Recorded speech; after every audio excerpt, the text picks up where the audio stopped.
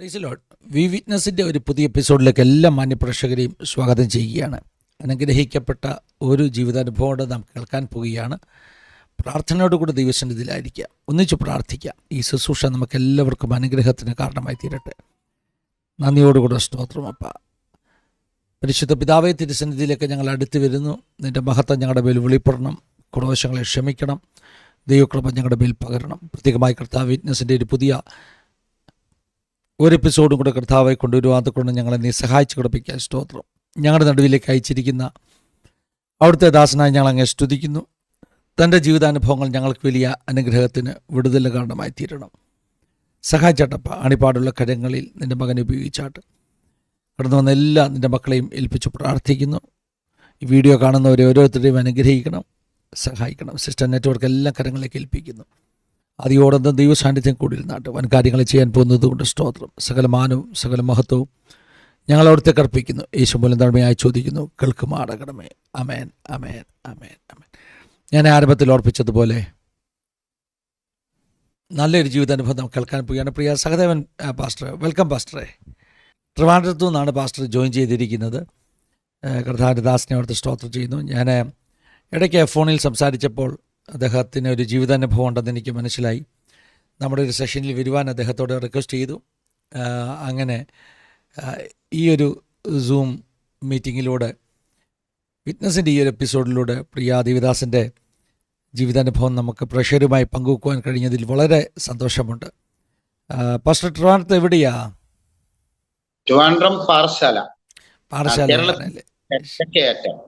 ശരി. പാസ്റ്ററൽ മിനിസ്ട്രിയിലാണോ വർഷങ്ങളായിട്ട്? 98 രക്ഷയുടെ അനുഭവത്തിലേക്ക് വന്നു. 2004 മാതൃസഭയിൽ തന്നെ അസോസിയേറ്റ് പാസ്റ്ററായി വർക്ക് ചെയ്യാൻ ദൈവം അവസരം ഒരുക്കി. 2006 പുതിയൊരു പ്രവർത്തനം, ആ മാതൃസഭയുടെ കീഴിൽ തന്നെ പുതിയൊരു പ്രവർത്തനത്തിന് നേതൃത്വം നൽകാനും ആ നേതൃത്വത്തിലായിരിക്കുമ്പോൾ തന്നെ വിദേശത്ത് കടന്നു പോകാനും ദൈവം ഇടവരുത്തി. അന്ന് മുതൽ ഇന്ന് വരെ ശുശ്രൂഷയുടെ മധ്യയാണ്. വിദേശത്ത് കടന്നു പോകുക എന്ന് പറഞ്ഞാൽ അവിടെ വിദേശത്ത് പോയോ? എങ്ങനെയായിരുന്നു? ജോലി ചെയ്ത് അതോടൊപ്പം ദൈവത്തിന്റെ വേലയും ചെയ്തായിരുന്നു. എവിടെയായിരുന്നു? കുവൈറ്റിലായിരുന്നു. ശരി. എത്ര നാളുകൾ ഉണ്ടായിരുന്നു കുവൈറ്റില്? കുവൈറ്റില് 2008 ഞാൻ പോയി. 2008 ആദ്യമായിട്ട് പോയത്. 2010 തിരിച്ചു വന്നു, ജോലിയിൽ ജോയിൻ ചെയ്തു. അത് കഴിഞ്ഞിട്ട് 2012 ലാസ്റ്റില് 2012 വീണ്ടും കുവൈറ്റിലേക്ക് പോയി. പിന്നെ തിരിച്ച് മടങ്ങി വരുന്നത് 2020 അത് കൊറോണയോടുള്ള ബന്ധത്തിൽ ജോലിയൊക്കെ നഷ്ടപ്പെട്ടു. നാട്ടിലേക്ക് മടങ്ങി. നാട്ടിൽ മടങ്ങി വന്ന ശേഷം ശുശ്രൂഷയുമായിട്ട് ബന്ധപ്പെട്ട് നിൽക്കുകയാണ് അല്ലേ? ശുശ്രൂഷയുമായിട്ട് പുറത്തുള്ള സംഘടനയുമായിട്ടാണ് പിന്നെ ഞാൻ ടച്ച് ചെയ്ത് നിന്നത്. പക്ഷേ ഈ അടുത്ത 1 മാസം കൊണ്ട് സഭാ ശുശ്രൂഷകള് 1-2 മാസം കൊണ്ട് സഭാ ശുശ്രൂഷ ഇല്ല. കാരണം ആ സംഘടനക്കാര് സഭ മറ്റൊരു സംഘടനയ്ക്ക് കൊടുക്കുകയാണ് ചെയ്തത്. അവർ അതിന് നൽകി. അവർക്ക് ഒത്തിരി ദൈവദാസന്മാരൊക്കെ ഉള്ളത് കൊണ്ട് എന്നോട് പറഞ്ഞു, പാസ്റ്റർ നിന്ന് ഞങ്ങളോടൊപ്പം നിന്ന് പ്രവർത്തിക്കാൻ പറഞ്ഞുവെങ്കിലും എന്തോ എൻ്റെ ആത്മാവിന് അതൊരു നല്ലതായിട്ട് തോന്നിയില്ല. അതുകൊണ്ട് തന്നെ എൻ്റെ വീട്ടിൽ ഇപ്പോഴൊരു സഭാപ്രവർത്തനം നടന്നുകൊണ്ടിരിക്കുകയാണ് 2 മാസം കൊണ്ട്. ദൈവം സഹായിക്കട്ടെ, ദൈവം സഹായിക്കട്ടെ. ജനിച്ചു വളർന്ന സ്ഥലം, അതുപോലെ മാതാപിതാക്കൾ, സഹോദരങ്ങൾ, കുടുംബം, പാസ്റ്റർ കുടുംബം, ഇങ്ങനെയുള്ള കാര്യങ്ങളൊക്കെ ഒന്ന് പറയുകയാണെങ്കിൽ പരിചയപ്പെടാൻ വേണ്ടി അനുഗ്രഹമായിരിക്കും. ഓക്കെ. ഞാൻ ജനിച്ചു വളർന്നത് പാറശാല പരിശുവയ്ക്കൽ എന്ന ദേശത്താണ്. എനിക്ക് എൻ്റെ മാതാപിതാക്കൾ അവർക്ക് 8 മക്കളിൽ 8ാമനായിട്ടാണ് ഞാൻ ജനിച്ചത്. 4 കുഞ്ഞുങ്ങൾ ചെറുപ്രായത്തിൽ തന്നെ ഈ ലോകത്ത് നിന്ന് മാറ്റപ്പെട്ടു. പിന്നെ സിസ്റ്റം 4 പേരിൽ 4ാമനാണ് ഞാൻ. എൻ്റെ മൂത്തതായിട്ട് 3 സഹോദരങ്ങളുണ്ട്. ആ 3 സഹോദരങ്ങളും ഇന്ന് വിശ്വാസത്തിലാണ്. ഞാനും ഞാനും എൻ്റെ ഭാര്യയും 2 മക്കളും ഇപ്പോൾ വിവാഹിതരായി. രണ്ടുപേരും എന്നോടൊപ്പം മോൻ നിൽക്കുന്നുണ്ട്. മോള് അവളെ വിവാഹം കഴിച്ചു കൊടുത്ത ആ ഭവനത്തിലായിരിക്കുന്നു. സ്തോത്രം. ഞങ്ങളൊരു ഹൈന്ദവ പശ്ചാത്തലത്തിൽ നിന്നാണ് ഈ വിശ്വാസത്തിലേക്ക് കടന്നു വന്നത്.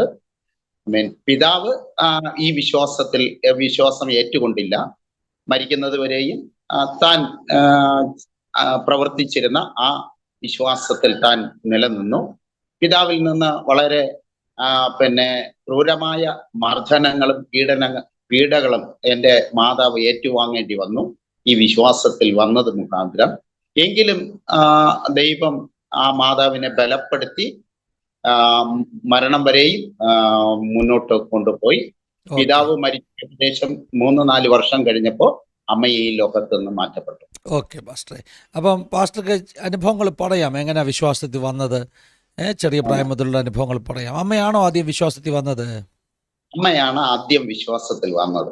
ശരി, അപ്പൊ ആ അനുഭവങ്ങൾ മുതലേ പറഞ്ഞു തുടങ്ങാം കേട്ടോ. അമ്മ എങ്ങനെ വിശ്വാസത്തിൽ വന്നത്, പാസ്റ്റർ എങ്ങനെ വിശ്വാസത്തിൽ വന്നത്, ഇതെല്ലാം കേൾക്കാം. നമുക്ക് പാസ്റ്റർക്ക് പറയാം, ചെറിയ പ്രായം മുതലുള്ള അനുഭവങ്ങൾ പറയാം. സ്തോത്രം, സ്തോത്രം, സ്തോത്രം. ഹല്ലേലൂയ. ഇന്ന് ഞാൻ നിങ്ങളുടെ മധ്യേ കടന്നു വന്നിരിക്കുന്നത് ദൈവം എൻ്റെ ജീവിതത്തിൽ ചെയ്ത അനുഭവങ്ങൾ നിങ്ങളുമായി പങ്കുവെക്കുവാൻ. ഞാൻ ദൈവത്തെ രുചിച്ചറിഞ്ഞത് അത് നിങ്ങളുമായിട്ട് പങ്കുവെക്കുവാൻ, പ്രിയ ദൈവമക്കളുമായിട്ട് പങ്കുവെക്കുവാനാണ് ഇന്ന് ഈ വീഡിയോയിലൂടെ ഞാൻ നിങ്ങളുടെ മുൻപിലേക്ക് കടന്നു വന്നത്.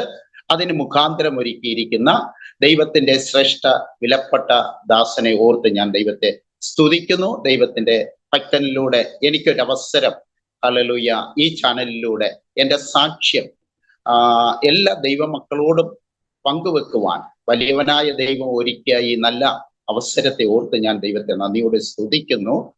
ഒരു ഹൈന്ദവ പശ്ചാത്തലത്തിലാണ് ഞാൻ ജനിച്ച് വളർത്തപ്പെട്ടത്. ഏകദേശം എൻ്റെ 20 വയസ്സോളം ഞാൻ എൻ്റെ പിതാവിനോടൊപ്പം ചേർന്ന്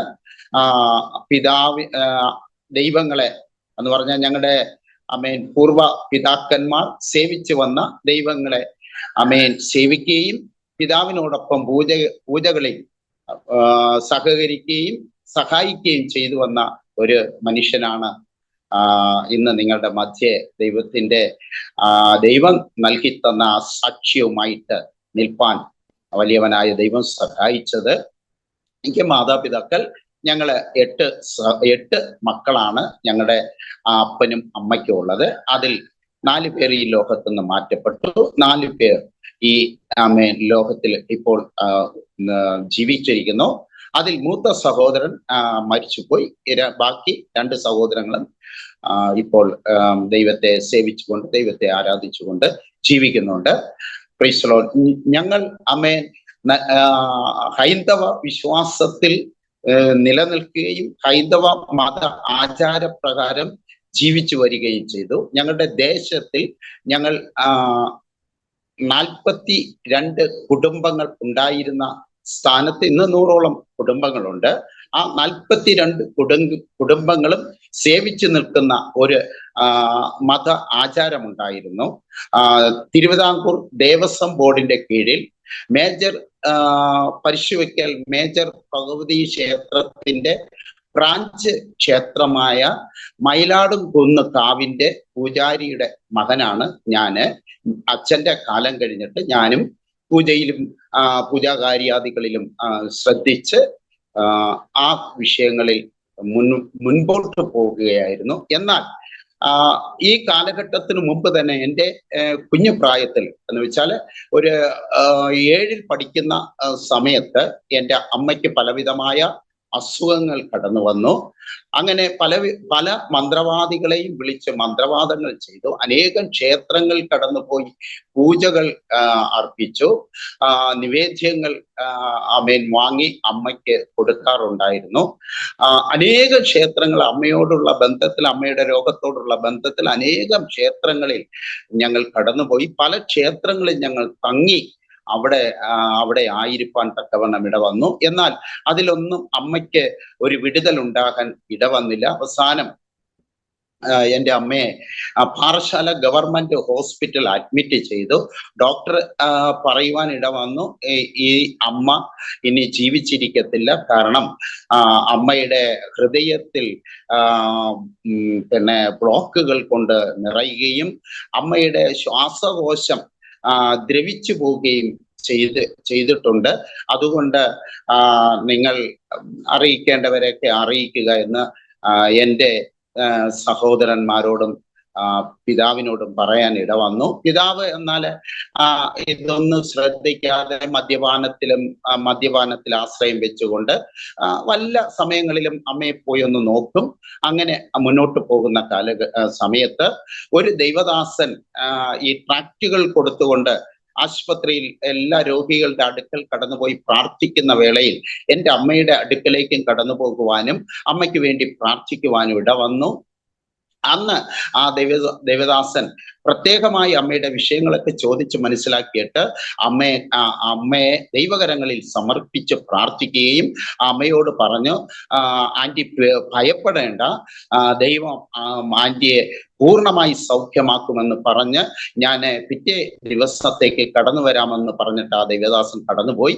പിറ്റേ ദിവസം ആ ദൈവദാസൻ വന്നപ്പോൾ അമ്മ ഏകദേശം നല്ല ഒരു ആരോഗ്യവതിയായി എഴുന്നേറ്റിരിപ്പാൻ തക്കവണ്ണം ഇട വന്നു. ആ ദൈവദാസനോട് ഇങ്ങനെ പറഞ്ഞു, ഞാൻ ഇന്നലെ രാത്രി സുഖമായി കിടന്നുറങ്ങി, എനിക്ക് ശാരീരികമായി വളരെ സ്വസ്ഥത അനുഭവിക്കുന്നതായി ഞാൻ തിരിച്ചറിയുന്നു എന്ന് പറയുവാൻ ഇട വന്നു.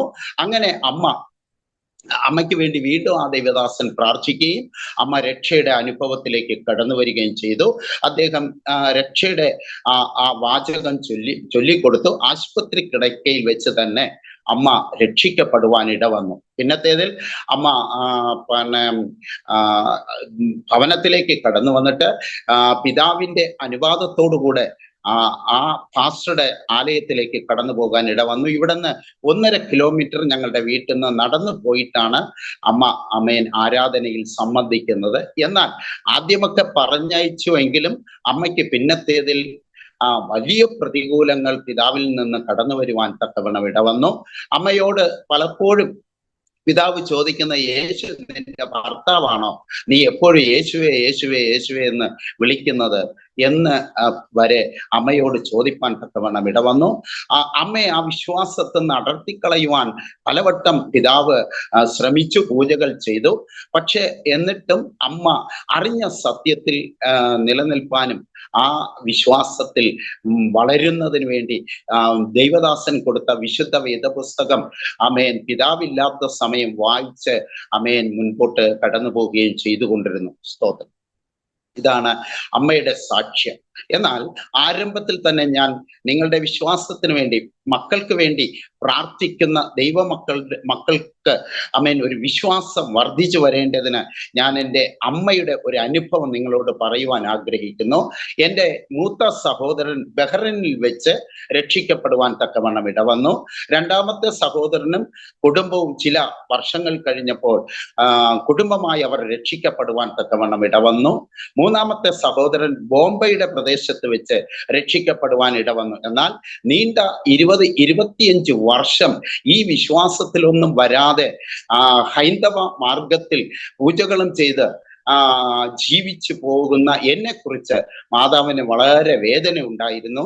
ദൈവത്തോട് പലവട്ടം പ്രാർത്ഥിക്കും, പിതാവേ, എൻ്റെ ഈ മകനെ രക്ഷയുടെ അനുഭവം അവൻ അനുഭവിക്കുവാൻ അങ്ങ് സന്ദർശിക്കണം, അവനെ അങ്ങ് തൊടുമാറാകണമെന്ന് പലപ്പോഴും അമ്മ പ്രാർത്ഥിക്കാറുണ്ട്. പക്ഷെ അമ്മയ്ക്ക് ഞങ്ങളുടെ വീട്ടിൽ പ്രാർത്ഥിക്കാൻ അനുവാദമില്ല. ഞങ്ങൾ അങ്ങനെ പ്രാർത്ഥിക്കാൻ അനുവദിച്ചിട്ടില്ല അമ്മയെ. അമ്മ എപ്പോഴും ഒരു കട്ടിലുണ്ട്, അമ്മയ്ക്ക് ഒരു കട്ടിലുണ്ട്. ആ കട്ടിലിൽ അമ്മ ഇരുന്ന് രാത്രി കാലങ്ങളിൽ മുഴുവനും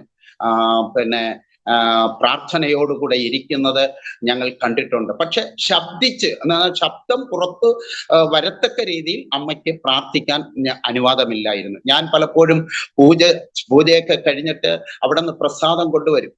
അമ്മയ്ക്ക് ഈ പഴങ്ങളൊക്കെ കൊടുക്കും, പഴം കൊടുക്കും, അവില് കൊടുക്കും, ഇതെല്ലാം അമ്മ കഴിക്കെന്ന് പറഞ്ഞിട്ട് അമ്മയ്ക്ക് കൊണ്ടു കൊടുത്താൽ അമ്മ അത് തൊടത്തില്ല. അമ്മ എനിക്ക് ദേഷ്യം വന്നിട്ട് ഞാൻ എന്ത് ചെയ്യും, ആ പഴമെടുത്ത് അതിന്റെ തൊലിയെല്ലാം കളഞ്ഞിട്ട് അമ്മയുടെ വായിലേക്ക് വെച്ചു കൊടുക്കും. അമ്മ അത് കഴിക്കത്തില്ല. എന്നിട്ട് നിർബന്ധിച്ച് ഞാൻ ആ അമ്മയുടെ വായി തുറന്ന് ആ പഴം അമ്മയുടെ വായ്ക്കകത്ത് അമ്മ അങ്ങ് തള്ളിയിടും. എന്നാൽ അമ്മ അത് വായിൽ ഒതുക്കി വെച്ചിട്ട് ഞാൻ അങ്ങോട്ട് മാറുന്ന സമയം അത് തുപ്പിക്കളയുന്ന ഒരു അനുഭവം ഉണ്ടായിട്ടുണ്ട്. സ്തോത്രം.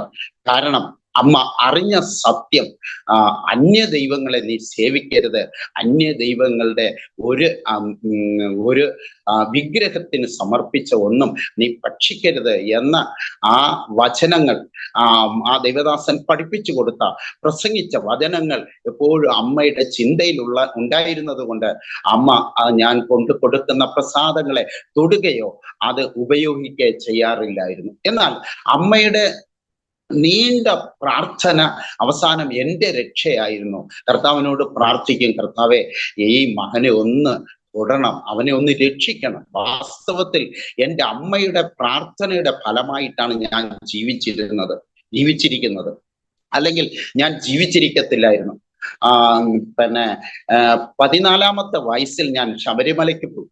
അവിടെ നിന്ന് തിരിച്ചു വരുമ്പോൾ ബസ്സിലാണ് വരുന്നത്. ഡിസംബർ മാസം 24-ാം തീയതി രാത്രി ഏകദേശം എരുമേലി എല്ലാം കഴിഞ്ഞു വരുമ്പോൾ ബസ് ബ്രേക്ക് ഡൗൺ ആയി ഒരു ഇറക്കമായ ഒരു ഭാഗത്ത് സൈഡിൽ ബസ് ഒതുക്കിയിട്ട് ആ ബസ്സിലുണ്ടായിരുന്നവരെല്ലാവരും പുറത്തിറങ്ങി. ഞങ്ങളും അതോടൊപ്പം ഞാനും എൻ്റെ പിതാവും പുറത്തിറങ്ങി. ഏകദേശം 7:30 മണി ആയപ്പോൾ എൻ്റെ പിതാവ് പറഞ്ഞു, മോനെ ഒരു കാര്യം ചെയ്യാം, നമുക്ക് വണ്ടിക്കകത്ത് കയറി ഉണ്ടല്ലോ, അവിലോസ് ഉണ്ട, ആ ഉണ്ട നമുക്ക് കഴിക്കാം, പഴവുമായിട്ട് കഴിക്കാം. ഇനിയിപ്പോ വണ്ടി എപ്പോഴാണ് പണി തീർത്ത് നമുക്ക് പോകാൻ പറ്റുമെന്ന് അറിയത്തില്ല. അങ്ങനെ ഞാനും എൻ്റെ പിതാവുമായിട്ട് ആ വണ്ടിക്കകത്ത് കയറി ഞങ്ങളുടെ സീറ്റിലിരുന്ന് ആ പൊതിയൊക്കെ അഴിച്ച് അതിന്റെ ഉണ്ടയെടുത്ത് എൻ്റെ കയ്യിൽ തന്നു. അപ്പനും ഒന്നെടുത്ത് കഴിച്ചുകൊണ്ടിരിക്കുകയാണ്. പഴവുമായിട്ട് ഞങ്ങൾ കഴിച്ചുകൊണ്ടിരിക്കുമ്പോൾ പെട്ടെന്ന് വണ്ടി സ്റ്റാർട്ടായി. വണ്ടി മൂവ് ചെയ്യാൻ തുടങ്ങി, മുൻപോട്ട് ഉരുളാൻ തുടങ്ങി. ഈ പുറത്ത് നിൽക്കുന്ന ആ അയ്യപ്പന്മാരെല്ലാം ഉച്ചത്തിൽ ഇങ്ങനെ ശരണം വിളിക്കാൻ തുടങ്ങി. വണ്ടി അതിന് സ്പീഡ് എടുക്കുക. കാരണം ഒരു സൈഡ് കൊക്കയാണ്, ഒരു സൈഡ് കുന്നാണ്. അങ്ങനെയുള്ള ഒരു സ്ഥലത്താണ് എരുമേലിയൊക്കെ കഴിഞ്ഞ് കുറച്ച് ഭാഗം കഴിഞ്ഞിട്ടാണ് അത് ഭാഗം വരുന്നത്. സ്തോത്രം. അപ്പോ ആ സമയത്ത് പെട്ടെന്ന് സഡൻ ബ്രേക്ക് ഇട്ടതുപോലെ വണ്ടി നിൽപ്പാൻ തക്കവണ്ണം ഇട വന്നു. പടോരനെ ഒരു അടിയുടെ ശബ്ദം കേൾപ്പാൻ ഇട വന്നു. ഞങ്ങൾ വണ്ടിയിൽ ലൈറ്റ് ഇട്ടു നോക്കിയപ്പോൾ ഡ്രൈവറുടെ സീറ്റിൽ ഒരു പയ്യൻ, ആ പയ്യൻ ലൈറ്റ് ഇടാൻ വേണ്ടി അവന്റെ ബാഗിൽ നിന്ന് എന്തോ സാധനം എടുക്കണം. ആ അയ്യപ്പന്റെ ബാഗിൽ നിന്ന് ആ അയ്യപ്പൻ എന്തോ സാധനം എടുക്കണം. അതിനുവേണ്ടി ലൈറ്റ് ഇടാൻ വേണ്ടി അവൻ പോയി അമർത്തിയ സ്വിച്ച് അത് സ്റ്റാർട്ടിങ് സ്വിച്ച് ആയിരുന്നു. അങ്ങനെയായിരുന്നു ആ വണ്ടി മൂവ് ചെയ്തത്. ആ ഡ്രൈവർ, ആ വാഹനത്തിന്റെ ഡ്രൈവർ അടുത്തുണ്ടായതുകൊണ്ട് അദ്ദേഹം ഓടി വന്ന് വണ്ടിയിൽ കയറി വന്നിട്ട് ബ്രേക്ക് ചവിട്ടി വണ്ടി നിർത്തിയിട്ട് ഈ അയ്യപ്പനെ ഒറ്റ അടി അടിച്ചു. വാസ്തവത്തിൽ അന്ന് ആ ഡ്രൈവർ ആ വാഹനത്തിൽ കയറാതിരുന്നെങ്കിൽ ഞങ്ങളുടെ വാഹനം കൊക്കയിലേക്ക് മറിയുകയും ഞാനും എൻ്റെ പിതാവും ആ ക്ഷണത്തിൽ മരിക്കുവാൻ തക്കവണ്ണം ഇടവരേണ്ടതാണ്. പക്ഷെ അമ്മയുടെ പ്രാർത്ഥനയുടെ ഫലമായിട്ടാണ് ഞാൻ ഇന്ന് ജീവിച്ചിരിക്കുന്നത്. അതുപോലെ തന്നെ ഒരു ഇൻസിഡൻസ് അതേ ഡിസംബർ മാസം 24-ാം തീയതി എനിക്ക് സംഭവിക്കാൻ തക്കവണ്ണം ഇടവന്നു. വർഷങ്ങൾ കഴിഞ്ഞു. അത് കഴിഞ്ഞ് വർഷങ്ങൾ കഴിഞ്ഞ് 10-30 വർഷം കഴിഞ്ഞതിന് ശേഷം അതേ ഇൻസിഡൻസ് എനിക്ക് വരുവാൻ തക്കവണ്ണം ഇട വന്നു. എനിക്ക് അവിടെയും മരിച്ചുപോയെന്ന് പറഞ്ഞ സ്ഥാനത്ത് ദൈവം എന്നെ കരുതുവാൻ തക്കവണ്ണം ഇട വന്നു. ഓടിക്കൂടി ആൾക്കാർ വിചാരിച്ചു സഹദേവൻ മരിച്ചു. ആ നിലവാരത്തിലായിരുന്നു ഞാൻ കിടക്കുന്ന. ആക്സിഡന്റ് ആണ്. ഒരു വലിയ കുഴിയിലേക്ക് നമ്മുടെ ബൈക്ക് മറിയുവാൻ 3 പേര് യാത്ര ചെയ്യുകയായിരുന്നു, മദ്യപിച്ചുകൊണ്ട് യാത്ര ചെയ്യുകയായിരുന്നു. അങ്ങനെ മറിയുവാൻ തക്കവണ്ണം ഇട വന്നു. അങ്ങനെ അവർ ഓടിക്കൂടിയവർ നോക്കിയപ്പോൾ എൻ്റെ കിടപ്പ് കണ്ടിട്ട് അവർ പറയുകയാണ്, സഹദേവൻ ജീവൻ ഇല്ലെന്ന് തോന്നുന്നു. എന്തായിരുന്നാലും ആൾക്കാരെല്ലാം ഓടിക്കൂടി തൂക്കിയെടുത്ത് പുറത്തു കൊണ്ടുവന്ന് വെള്ളം തെളിച്ചപ്പോൾ ആമേൻ എനിക്ക് ഓർമ്മ തിരിച്ചു കിട്ടുവാൻ തക്കവണ്ണം ഇടവന്നു. കുറച്ച് ദിവസങ്ങൾ ഹോസ്പിറ്റലിലായിരുന്നുവെങ്കിലും ദൈവം അതിൽ നിന്നും വിടുവിച്ചു. ഇന്ന് ഞാൻ അത് ഓർക്കുന്നത് എൻ്റെ അമ്മയുടെ പ്രാർത്ഥനയുടെ ഫലമായിട്ടായിരുന്നു. ഞാൻ സേവിച്ചു നിന്ന പിശാച് അമ്മയെ പലപ്പോഴും എന്നെ തകർത്ത് കളയാൻ, എന്നെ ഭൂമിയിൽ നിന്ന് തന്നെ മാറ്റിക്കളയുവാൻ ആഗ്രഹിച്ച സ്ഥാനത്ത് അമ്മയുടെ പ്രാർത്ഥനയുടെ ഫലമായിട്ട് ദൈവം എന്നെ സംരക്ഷിച്ചു കൊണ്ടേയിരിക്കുകയായിരുന്നു. അത് ഞാൻ പിന്നത്തേതിലാണ് അറിയുന്നത്. എന്നാൽ കേൾക്കണമേ, അമ്മയെ രക്ഷിക്കപ്പെടുവാനാ അമ്മ എനിക്ക് വേണ്ടി പ്രാർത്ഥിച്ചത്. പക്ഷേ ആ രക്ഷിക്കപ്പെടുവാൻ പ്രാർത്ഥിച്ച ആ അമ്മയുടെ പാസ്റ്ററാക്കി ദൈവം എന്നെ മാറ്റുവാൻ തക്കവണ്ണം ഇടവരുത്തി. സ്തോത്രം. എൻ്റെ അമ്മയുടെ പാസ്റ്ററായി. ഒന്ന് രക്ഷിക്കപ്പെട്ടാൽ മതി, ഈ മകനെ ഒന്ന് കർത്താവെ ഒന്ന് തൊടണമെന്ന് പ്രാർത്ഥിച്ച് അവനൊരു രക്ഷയുടെ അനുഭവത്തിലേക്ക് വരണമെന്ന് നീണ്ട ചില വർഷങ്ങൾ പ്രാർത്ഥിച്ച അമ്മയുടെ പ്രാർത്ഥനയ്ക്ക് മറുപടി നൽകി കൊടുത്തത് രക്ഷയുടെ അനുഭവം മാത്രമല്ല, ആ അമ്മയുടെ സ്വന്തം പ്രീസറോ കണ്ണുകൊണ്ട് പുൽപീറ്റിൽ നിന്ന് ദൈവത്തിന്റെ വചനം പ്രസംഗിക്കുന്ന ഒരു അനുഭവം അമ്മയെ കൊണ്ട് അമ്മയ്ക്ക് ദൈവം കാണിച്ചു കൊടുപ്പാൻ തക്കവണ്ണം ഇടവന്നു. സ്തോത്രം. നാം ചിന്തിക്കുന്നതിലും നനയ്ക്കുന്നതിലും അത്യന്തപരമായി ചെയ്യുന്ന നല്ല കർത്താവാണ് നമ്മുടെ കർത്താവാകയാൽ ഞാൻ ദൈവത്തെ നന്ദിയോടെ സ്തുതിക്കുന്നു. സ്തോത്രം. ഞാൻ മുന്നോട്ട് പോകട്ടെ. ഹല്ലേലൂയ. അമ്മ അങ്ങനെ പ്രാർത്ഥിച്ചു കൊണ്ടിരിക്കുന്ന ഈ കാലഘട്ടത്തിൽ എൻ്റെ ജീവിതത്തിൽ സ്വസ്ഥത നഷ്ടപ്പെട്ടു. ഭാര്യയും 2 കുഞ്ഞുങ്ങൾ 2 കൊച്ചു കുഞ്ഞുങ്ങളാണ്. എനിക്കും ഭാര്യയ്ക്കും തമ്മിൽ സ്വരച്ചേർച്ചകളും ഹല്ലേലൂയ യോജിച്ചു പോകാൻ കഴിയാത്ത വിധത്തിൽ അത്രയ്ക്ക് വലിയ പ്രശ്നങ്ങൾ നമ്മുടെ ജീവിതത്തിൽ വെളിപ്പെടുവാൻ തക്കവണ്ണം ഇടവന്നു. ഞാൻ മദ്യത്തിൽ ആശ്രയിച്ചു. രാത്രി 12 മണിക്ക് 1 മണിയൊക്കെ ആകുമ്പോഴാണ് ഞാൻ വീട്ടിലെത്തുന്നത്. കാരണമെന്ന് പറഞ്ഞാൽ വീട്ടിൽ വന്നാൽ സ്വസ്ഥതയില്ല, വീട്ടിൽ വന്നാൽ സമാധാനമില്ല, ഉറക്കം നഷ്ടപ്പെട്ടു പോകും. വാങ്ങി വെച്ചിരിക്കുന്ന 20 എണ്ണമുള്ള പനാമ സിഗരറ്റ് മുഴുവനും വലിച്ചു തീർക്കും. പിന്നെ നോക്കുമ്പോൾ ഒന്നും കാണത്തില്ല. ഉറക്കം വരാത്തത് കൊണ്ട്, ടെൻഷൻ ആയതുകൊണ്ട് വീണ്ടും വലിച്ചു കളഞ്ഞതിനെ വീണ്ടും എടുത്ത് കത്തിച്ച് അതിന്റെ കുറ്റി പിന്നെയും വലിക്കും. അതും വലിച്ചിട്ട് ഉറക്കം വരാത്തത് കൊണ്ട് നോക്കുമ്പോൾ പിന്നെ ഒന്നും പുകയ്ക്കുവാൻ സിഗരറ്റോ ബീഡിയോ ഒന്നും ഇല്ലാത്തത് കൊണ്ട് അടുത്ത വീട്ടിലെ ബ്രദറിനെ, അല്ലെങ്കിൽ ഞാൻ അണ്ണൻ എന്ന് വിളിക്കുന്ന ഒരു സഹോദരന്റെ വീട്ടിൽ പോയി രാത്രി 1 മണിക്കും 2 മണിക്കും അദ്ദേഹത്തെ തട്ടിയുണർത്തി ബീഡി വാങ്ങിച്ച് വലിച്ച ജീവിതമായിരുന്നു എൻ്റെ ജീവിതം. അത്രയ്ക്ക് സമാധാനം നഷ്ടപ്പെട്ടു. ആ ഇടയ്ക്ക് ഞാന് ക്ഷേത്രത്തിലെ കാഷ്യറും പൂജാരിയുമായിരിക്കുന്ന സമയത്ത് നമ്മുടെ ക്ഷേത്രത്തിലെ 3 ദിവസത്തെ ഉത്സവമുണ്ട്. അശ്വതി ഭരണി തൃക്കാർത്തിക ദിവസമാണ് ഉത്സവം സമാപിക്കുന്നത്. അന്ന് ഞങ്ങൾ കമ്മിറ്റിക്കാർ തീരുമാനിച്ചു, ഈ ആണ്ട് നമുക്ക് ക്രൈസ്തവരുടെ ഇടയിൽ അവരുടെ ഇടയിലുള്ള ഗ്രൗണ്ടിൽ ഒരു പൊതുമഹാസമ്മേളനം, ഒരു മതമഹാസമ്മേളനം നടത്തണം എന്ന് തീരുമാനിച്ചു. കാരണം ക്രൈസ്തവരെ കൂടെ ഇങ്ങോട്ട് കൊണ്ടുവരണം എന്ന ചിന്തയോടുകൂടെ നമ്മുടെ ഒരു ഗ്രൂപ്പ് ചെറുപ്പക്കാർ അതിനുവേണ്ടിയുള്ള നേതൃത്വം നൽകി. അങ്ങനെ അവരുടെ ക്രൈസ്തവരുടെ ഇടയിൽ ഒരു ചാനൽ കട്ടൻ കവറുണ്ട്. അവിടെ ഒരു സ്റ്റേജ് കെട്ടി അന്നൊരു നാടകമൊക്കെ വെച്ചു. കാരണം ക്രൈസ്തവരെ ഈ നാടകത്തിനൊക്കെ പോകാറുണ്ട്, അത് നമുക്കറിയാം. അതുകൊണ്ട് അവരെയൊക്കെ ഒന്ന് ഉൾക്കൊള്ളിക്കാൻ വേണ്ടി നമ്മൾ അവിടെ ഒരു വലിയ നാടകമൊക്കെ ക്രമീകരിച്ചു. ആ മതമഹാസമ്മേളനത്തിന് അതിന്റെ ഉദ്ഘാടനത്തിന് നമ്മൾ ക്ഷണിച്ചത് Thodupuzha district and section judge ആയിരിക്കുന്ന വി രവി സാറിനെ ആയിരുന്നു നമ്മൾ അതിന്റെ ഉദ്ഘാടനത്തിന് ക്ഷണിച്ചത്, മതമഹാസമ്മേളനത്തിന്റെ ഉദ്ഘാടനത്തിന് ക്ഷണിച്ചത്. അന്ന് അയ്യപ്പൻ നായർ നേതൃത്വം നൽകിയ ആ സമ്മേളനത്തിൽ ഉദ്ഘാടന പ്രസംഗത്തിന് വേണ്ടി ഡിസ്ട്രിക്ട് ആൻഡ് ജഡ്ജി എഴുന്നേറ്റു നമ്മുടെ ദേവന്മാരെ വാനോളം ഇങ്ങനെ പുകഴ്ത്തിയിട്ട് അവസാനം ഉദ്ഘാടനത്തിന് മുമ്പ്, ഞാൻ ഉദ്ഘാടനം ചെയ്യുന്നു എന്ന് പറയുന്നതിന് മുമ്പ് അദ്ദേഹം ഇങ്ങനെ പറഞ്ഞു, യേശു എന്ന് ഒന്ന് ഇല്ല. എന്ന് പറയുവാൻ ഇട വന്നു. യേശു എന്നൊന്നില്ല. അതുകൊണ്ട് നിങ്ങൾ ആരും ഈ യേശുവിനെ എന്ത് ചെയ്യരുത്, പിന്തുടരുത്, യേശുവിനെ ആരാധിക്കരുത്.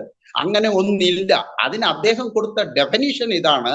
എ എന്ന് പറഞ്ഞാൽ ഒന്ന്, ശു എന്ന് പറഞ്ഞാൽ ഇല്ല. യേശു ഒന്ന് ഇല്ല, ഒന്ന് ഇല്ല, അതാണ് അതിന്റെ അർത്ഥം. യേശു എന്ന് പറഞ്ഞ പേരിന് അദ്ദേഹം കൊടുത്ത അർത്ഥം ഇതാണ്, ഒന്ന് ഇല്ല, അങ്ങനെ ഒന്നില്ല എന്നാണ്. അദ്ദേഹം ഉദ്ഘാടനം ചെയ്തു, അദ്ദേഹം പോയി. രക്ഷിക്കാൻ സച്ചൻ ജഡ്ജിയാണ്, തൊടുപുഴയാണ് ആയിരിക്കുന്നത്. കേൾക്കണേ, ദൈവത്തിന്റെ പ്രവൃത്തി ആരംഭിക്കാൻ തുടങ്ങിയായിരുന്നു എന്റെ ജീവിതത്തിന് വേണ്ടി, എനിക്ക് വേണ്ടി. സ്തോത്രം. അദ്ദേഹം പ്രസംഗിച്ചിട്ട് അമേൻ പോയി. അമേൻ ചില ദിവസങ്ങൾ കഴിഞ്ഞപ്പോൾ, 1 മാസം പോലും തികഞ്ഞില്ല, സസ്പെൻഷൻ ഓർഡർ അദ്ദേഹത്തിന്റെ കയ്യിൽ കിട്ടി. അദ്ദേഹം ഡിസ്ട്രിക്ട് ജഡ്ജി എന്ന പദവിയിൽ നിന്ന് അദ്ദേഹം സസ്പെൻഷനോടുകൂടെ അദ്ദേഹം പുറത്തു വന്നു. ഭാര്യയും 3 മക്കളും 3 ഭാഗത്തായി. ഭാര്യ അവരുടെ വീട്ടിലേക്ക് കടന്നുപോയി.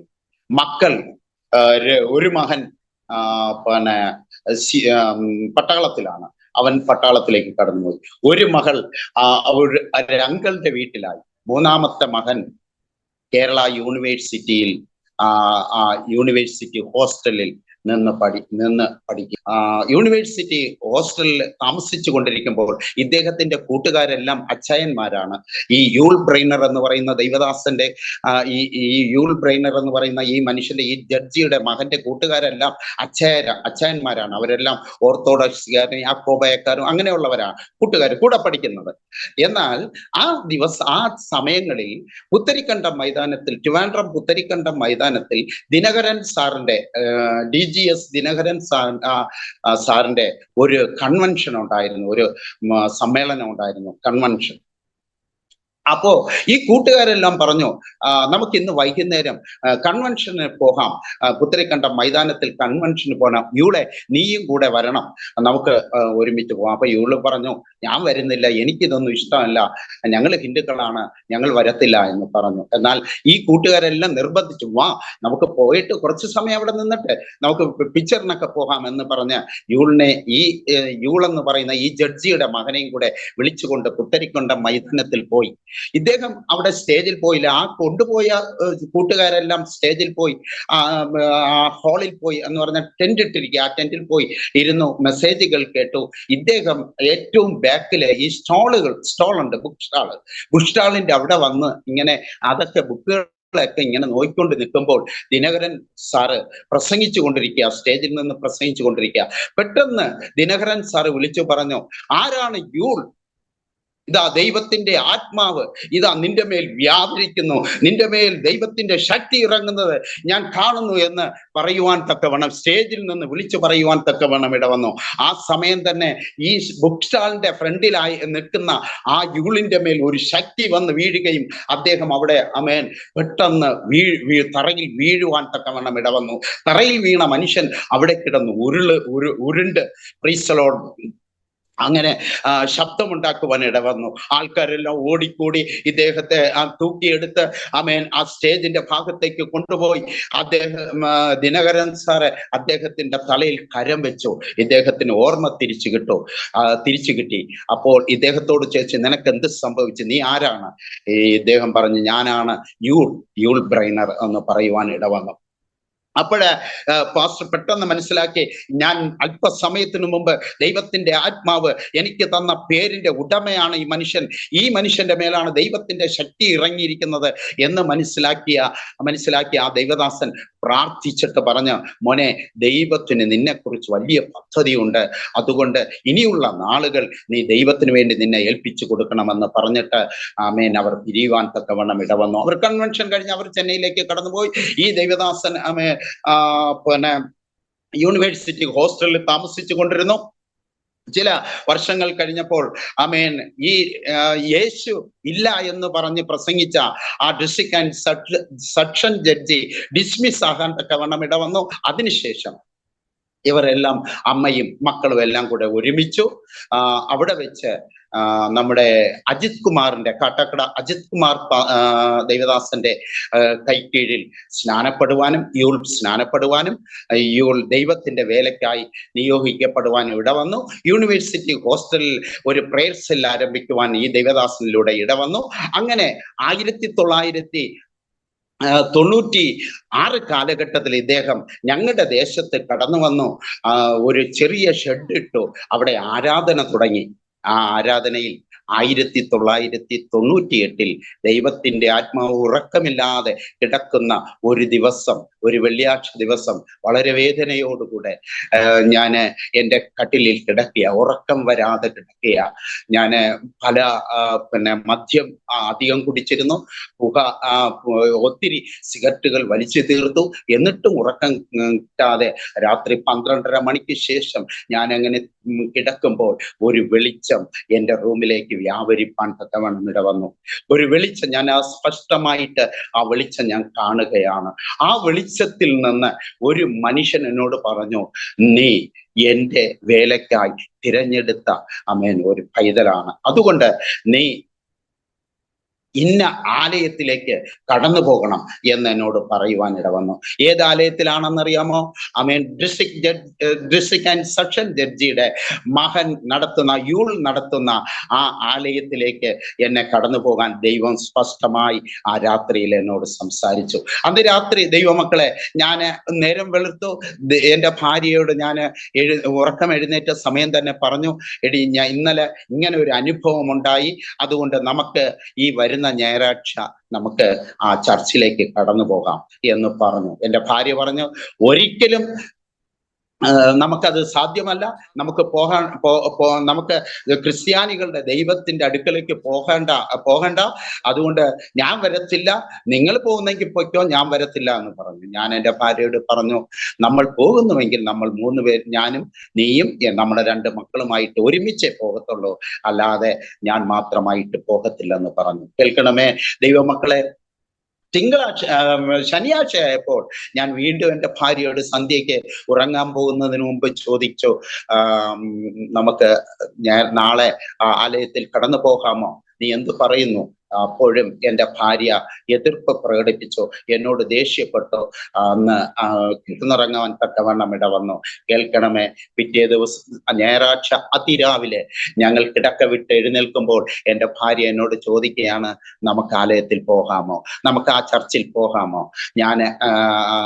ഞാൻ റെഡിയാകട്ടോ എന്ന് പറഞ്ഞു. ഞാൻ പറഞ്ഞു, നീ ഒരു കാര്യം ചെയ്യ്, പെട്ടെന്ന് തന്നെ എന്തെങ്കിലും ബ്രേക്ക്ഫാസ്റ്റ് ഉണ്ടാക്ക്, പിള്ളേർക്കും കൊടുത്ത് റെഡിയാക്കി നമുക്ക് ഒരുമിച്ച് പോകാമെന്ന് പറഞ്ഞു. അങ്ങനെ 1998 ഒരു നവംബർ മാസം ഒരു ഞായറാഴ്ച ദിവസം ഞാനും എൻ്റെ ഭാര്യയും 2 കുഞ്ഞുങ്ങളുമായിട്ട് ഈ ദൈവാലയത്തിൽ കടന്നു പോകാൻ തക്കവണ്ണം ഇടവന്നു.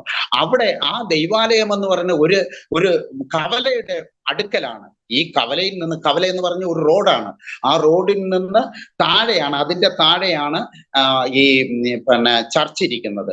ഞാനും എൻ്റെ കുടുംബവുമായിട്ട് റോഡിൽ നിന്ന് ചർച്ചിലോട്ട് താഴെ ഇറങ്ങിയപ്പോൾ അവിടെ ഉണ്ടായിരുന്ന എൻ്റെ കൂട്ടുകാരും അതോടൊപ്പം ഉണ്ടായിരുന്ന എൻ്റെ നാട്ടുകാരും എല്ലാം കാണുകയാണ് ഞാനും എൻ്റെ കുടുംബവുമായിട്ട് ഈ ചർച്ചിലേക്ക് ഇറങ്ങിപ്പോകുന്നത്. അപ്പോൾ തന്നെ അവിടെ അവരുടെ ഇടയിൽ വലിയൊരു പ്രശ്നമുണ്ടാക്കി. അത് കാട്ടുതീ പോലെ നമ്മുടെ ദേശത്തിൽ പടർന്നു. ഇതാ സഹദേവനും കുടുംബവും ഇതാ ഇന്ന ചർച്ചിൽ കടന്നുപോയിരിക്കുന്നു, പെന്തക്കോസ്ത് ചർച്ചിൽ കടന്നുപോയിരിക്കുന്നു എന്ന് പറയുവാനും, ഞാൻ ചർച്ച വിട്ട് പുറത്തിറങ്ങുമ്പോൾ അവരെല്ലാം എന്നെ ഇങ്ങനെ ഒരു വെറുക്കപ്പെട്ട മനുഷ്യനായി നോക്കി നിൽക്കുന്നത് കാണുവാൻ തക്കവണ്ണം ഇടവന്നു. കേൾക്കണമേ ദൈവമക്കളെ, ഞാൻ ചുരുക്കമായി ആ വിഷയം പറഞ്ഞു നിർത്തട്ടെ. ചില നാളുകൾ കഴിഞ്ഞപ്പോൾ 98 കഴിഞ്ഞു, 99 കഴിഞ്ഞു, 2000 ആയപ്പോൾ, 2000 ഞാൻ കുടുംബമായി സ്നാനപ്പെട്ടു. 2000 ആയപ്പോൾ ഞാൻ എൻ്റെ ദൈവദാസനോട് പറഞ്ഞു, പാസ്റ്ററെ, നമുക്ക് ഇന്നടുത്ത് ഒരു സുവിശേഷ യോഗം വെക്കാമോ എന്ന് ചോദിച്ചു. പാസ്റ്റർ പറഞ്ഞു, വെക്കാമെന്ന് പറഞ്ഞു. അങ്ങനെ എൻ്റെ നേതൃത്വത്തിൽ ഞങ്ങൾ കുറച്ച് സഹോദരങ്ങളുടെ നേതൃത്വത്തിൽ ചെറിയ ഒരു തറയിൽ നിന്ന് പ്രസംഗിക്കുന്ന നിലവാരത്തിൽ ഒരു ചെറിയ സ്റ്റേജ് കെട്ടി ചെറിയ രീതിയിൽ മൈക്ക് സെറ്റ് ഒക്കെ നടത്തി അവിടെ ഈ യൂൾ ബ്രെയിനർ എന്ന് പറഞ്ഞ ദൈവദാസൻ ദൈവത്തിന്റെ വചനം പ്രസംഗിക്കാൻ തക്കവണ്ണം ഇടവന്നു. അതിൽ അത്ഭുതം എന്ന് പറയുന്നത് ഇതാണ്, എവിടെയാണോ എൻ്റെ നേതൃത്വത്തിൽ സ്റ്റേജ് കെട്ടി പിതാവ് യേശു എന്ന് ഒന്ന് ഇല്ല എന്ന് പ്രസംഗിച്ചത് അതേ സ്ഥാനത്ത് തന്നെ വീണ്ടും എന്നെ കൊണ്ട് തന്നെ ചെറിയൊരു പന്തൽ കെട്ടി ചെറിയൊരു സ്റ്റേജ് കെട്ടി അദ്ദേഹത്തിന്റെ മകനെ കൊണ്ട് യേശു ജീവിക്കുന്ന ദൈവമെന്ന് വിളിച്ചു പറയുവാൻ തക്കവണ്ണം ദൈവം ഹല്ലേലൂയ ഇടവരുത്തി. ദൈവം ആ പ്രവൃത്തി ആമേൻ തന്റെ ഹല്ലേലൂയ സമയത്ത് ചെയ്തെടുപ്പാൻ തക്കവണ്ണം ഇടവരുത്തി. Praise the lord. ഹല്ലേലൂയ. ആമേൻ. നാം ചിന്തിക്കുന്നതിലും നനയ്ക്കുന്നതിലും അത്യന്തപരമായിട്ട് നമ്മുടെ വഴികളല്ല ദൈവത്തിന്റെ വഴികൾ, നമ്മുടെ ചിന്തകളല്ല ദൈവത്തിന്റെ ചിന്തകൾ. ആമേൻ. നമ്മുടെ വഴികളും ദൈവത്തിന്റെ വഴികളും തമ്മിൽ ഭൂമിയും ആകാശവും തമ്മിൽ ഉയർന്നിരിക്കുന്നത് പോലെ ഹല്ലേലൂയ ആയിരിക്കുന്നുവെങ്കിൽ ദൈവമക്കളെ ദൈവത്തിന്റെ ഹല്ലേലൂയ ആമേൻ ആലോചന ഉൾക്കൊണ്ടുകൊണ്ട് ദൈവത്തിന്റെ നാമത്തിൽ ഹല്ലേലൂയ ആമേൻ ജീവിപ്പാൻ തക്കവണ്ണം വിശ്വസ്തയോടെ മുന്നേറാൻ ദൈവം നമ്മെ സഹായിക്കട്ടെ. സ്തോത്രം. നോക്കണമേ, എന്നെ കൊണ്ട് തന്നെയാണ് ദൈവം ആ പ്രവൃത്തി ചെയ്തെടുപ്പാൻ തക്കവണ്ണം ഇടവന്നത്. 98 രക്ഷയിലേക്ക് വന്നു. അതിനുശേഷം ആമേൻ ആ ദൈവദാസനോടൊപ്പം ശുശ്രൂഷകളിലേക്ക് കടന്നു പോകാൻ ഇടവന്നു, പ്രാർത്ഥനകളിലേക്ക് സംബന്ധിക്കാൻ ഇടവരുന്നു, തിരുവചനങ്ങൾ വായിക്കുവാൻ ഇടവന്നു. ബൈബിള് വായിക്കാൻ എനിക്ക് ഭയങ്കര ആർത്തിയായിരുന്നു. കാരണം ഓരോ സംഭവങ്ങൾ, അബ്രഹാമിന്റെ സംഭവം ആരംഭം വായിച്ചു തുടങ്ങുമ്പോൾ അതിന്റെ അവസാനം എന്തായെന്ന് അറിയാൻ ഒരു വലിയ ആകാംക്ഷ. അങ്ങനെ അത് വായിച്ചു തീർക്കുമ്പോൾ ഇസഹാക്ക് അദ്ദേഹത്തിന്റെ മകന്റെ ജീവിതം എന്തായി എന്നറിയാൻ ഒരു ആകാംക്ഷ. അങ്ങനെ ആ ആകാംക്ഷയിൽ ഞാൻ ജോലി കഴിഞ്ഞ് വീട്ടിൽ വന്നാൽ ബൈബിൾ എടുത്ത് ഇങ്ങനെ അധ്യായങ്ങൾ വായിച്ചു തീർക്കാറുണ്ടായിരുന്നു. സ്തോത്രം. അങ്ങനെ മുന്നോട്ട് പോകുമ്പോൾ ഒരു ദിവസം എന്നെ വിളിച്ചിട്ട് യൂൾ ബ്രെയിനർ എന്നോട് ചോദിച്ചു, ബ്രദറെ, നിങ്ങൾ ഒന്ന് പ്രേയർ സെല്ലൊക്കെ നടത്തണം, നിങ്ങള് പ്രാർത്ഥന കൂട്ടായ്മ ലീഡ് ചെയ്യണം, അതുകൊണ്ട് നിങ്ങൾ റെഡിയാണോ എന്ന് ചോദിച്ചു. ഞാൻ പറഞ്ഞ റെഡിയാണ്, പക്ഷെ ഒരു കാര്യം, 7, 21, 40 ഉപവസിക്കണം, 2 നിങ്ങൾ സ്നാനപ്പെടണം. ഇത്രയും ചെയ്താൽ മാത്രമേ നിങ്ങളെ ഞാൻ ശുശ്രൂഷയിലേക്ക് ഉപയോഗിക്കാൻ നിങ്ങളെ ഞാൻ ശുശ്രൂഷയിലാക്കി വെക്കത്തുള്ളൂ എന്ന് പറയുവാൻ തക്കവണ്ണം ഇടവന്നു. അപ്പൊ ഞാൻ പറഞ്ഞു, പാസ്റ്റർ ഞാൻ റെഡി, എപ്പോഴും വേണമെങ്കിലും സ്നാനപ്പെടാൻ ഞാൻ റെഡി, പക്ഷെ ഞാൻ ഒറ്റയ്ക്ക് സ്നാനപ്പെടത്തില്ല, എൻ്റെ ഭാര്യയും കൂടെ, ഞങ്ങൾ ഒരുമിച്ചില്ലേ വന്നത് രക്ഷിക്കപ്പെട്ടത്, അതുകൊണ്ട് എൻ്റെ ഭാര്യയും കൂടെ സ്നാനപ്പെടണം. എങ്കിൽ പാസ്റ്റർ പറഞ്ഞു, അങ്ങനെയാണെങ്കിൽ നമുക്ക് സിസ്റ്ററിനോട് ചോദിക്കാം, ഗിരിജ സിസ്റ്ററിനോട് ചോദിക്കാം, നമുക്ക് ഇന്ന് വൈകുന്നേരം പോകാമെന്ന് പറഞ്ഞ് ഞാനും എൻ്റെ പാസ്റ്ററുമായിട്ട് എൻ്റെ വീട്ടിൽ വന്നു. എൻ്റെ ഭാര്യയെ വന്നുടനെ ചായയൊക്കെ കൊടുത്തു, അല്പസമയം സംസാരിച്ചിരുന്നു. എന്നിട്ട് എൻ്റെ ഭാര്യയോട് പറഞ്ഞു, സഹോദരി, ദൈവദാസനെ ഇനി ശുശ്രൂഷകളിലൊക്കെ എനിക്കൊന്ന് സഹായിക്കാൻ ആവശ്യമുണ്ട്, അതിന് നിങ്ങൾ സ്നാനപ്പെടണം, സ്നാനപ്പെട്ടാലേ നിങ്ങളുടെ കയ്യിൽ പ്രയർ സെല്ലൊക്കെ ഏൽപ്പിക്കാൻ പറ്റൂ, അതുകൊണ്ട് നിങ്ങൾ സ്നാനപ്പെടണമെന്ന് പറഞ്ഞു. ദൈവദാസി പറഞ്ഞു, എൻ്റെ ഭാര്യ പറഞ്ഞു, ഒരിക്കലും ഞാൻ സ്നാനപ്പെടത്തില്ല, അതിനുവേണ്ടി നിങ്ങൾ ആഗ്രഹിക്കുകയും ചെയ്തത്, അത് എന്നോട് പറയുകയും ചെയ്തത്. കാരണം എന്താണെന്ന് അറിയാമോ? അവൾക്ക് സ്വർണത്തോട് ഭയങ്കര ആഗ്രഹമുണ്ടായിരുന്നു. അവളുടെ കഴുത്തില് തൂക്കും കമ്മലും അവളുടെ കെട്ടുതാലിയും ഒക്കെ അവൾക്ക് ഉപേക്ഷിക്കാൻ അവൾക്ക് താല്പര്യമില്ല. കാരണം ഒരു വേള ഞാൻ പലപ്പോഴും പറയാറുണ്ട്, എന്നെക്കാളും അവൾക്ക് ആഗ്രഹം സ്വർണത്തോടു കൂടെ ആയിരുന്നു. അങ്ങനെ ഒരു കാലഘട്ടം ഉണ്ടായിരുന്നു. അതുകൊണ്ട് ഇവൾ പാസ്റ്ററോട് എതിർത്ത് തന്നെ സംസാരിച്ചു. പിന്നെ ഇവൾ വീട്ടിൽ നിന്ന് പുറത്തിറങ്ങിയില്ല, പാസ്റ്റർ അടുക്കെ വന്നില്ല. പാസ്റ്റർ വളരെ ദുഃഖത്തോടു കൂടെ മടങ്ങിപ്പോകുവാൻ തക്കവണ്ണം ഇടവന്നു. ചില ദിവസങ്ങൾ കഴിഞ്ഞു. ഞാൻ ഇപ്പം ചിന്തിക്കുന്നു, ആ ദൈവദാസൻ വേദനയോടുകൂടെയാണ് എൻ്റെ വീട്ടിൽ നിന്ന് ഇറങ്ങിപ്പോയത്. ആ ദൈവദാസൻ അവിടെ ആ സഭയിൽ പോയിരുന്ന ഈ മകൾക്ക് വേണ്ടി പ്രാർത്ഥിച്ചിരിക്കും. അതുകൊണ്ടാണ് ദൈവത്തിന്റെ പ്രവൃത്തി വീണ്ടും ആരംഭിക്കുവാൻ തക്കവണ്ണം ഇടവന്നത് എന്ന് മനസ്സിലാക്കുവാൻ ഇടവന്നു. അങ്ങനെ ഞങ്ങൾ ഒരു ദിവസം ഇങ്ങനെ കിടന്നുറങ്ങിയ, ഏകദേശം എനിക്ക് തോന്നുന്ന ഒരു വെളുപ്പാങ്കാലമൊക്കെ ആയി, ഒരു 2 മണി, ഒരു 3 മണിയൊക്കെ ആയി. ആ ടൈമിന് പെട്ടെന്നൊരു അലർച്ചയോടുകൂടെ എൻ്റെ ഭാര്യ ഇങ്ങനെ ചാടി എഴുന്നേറ്റു.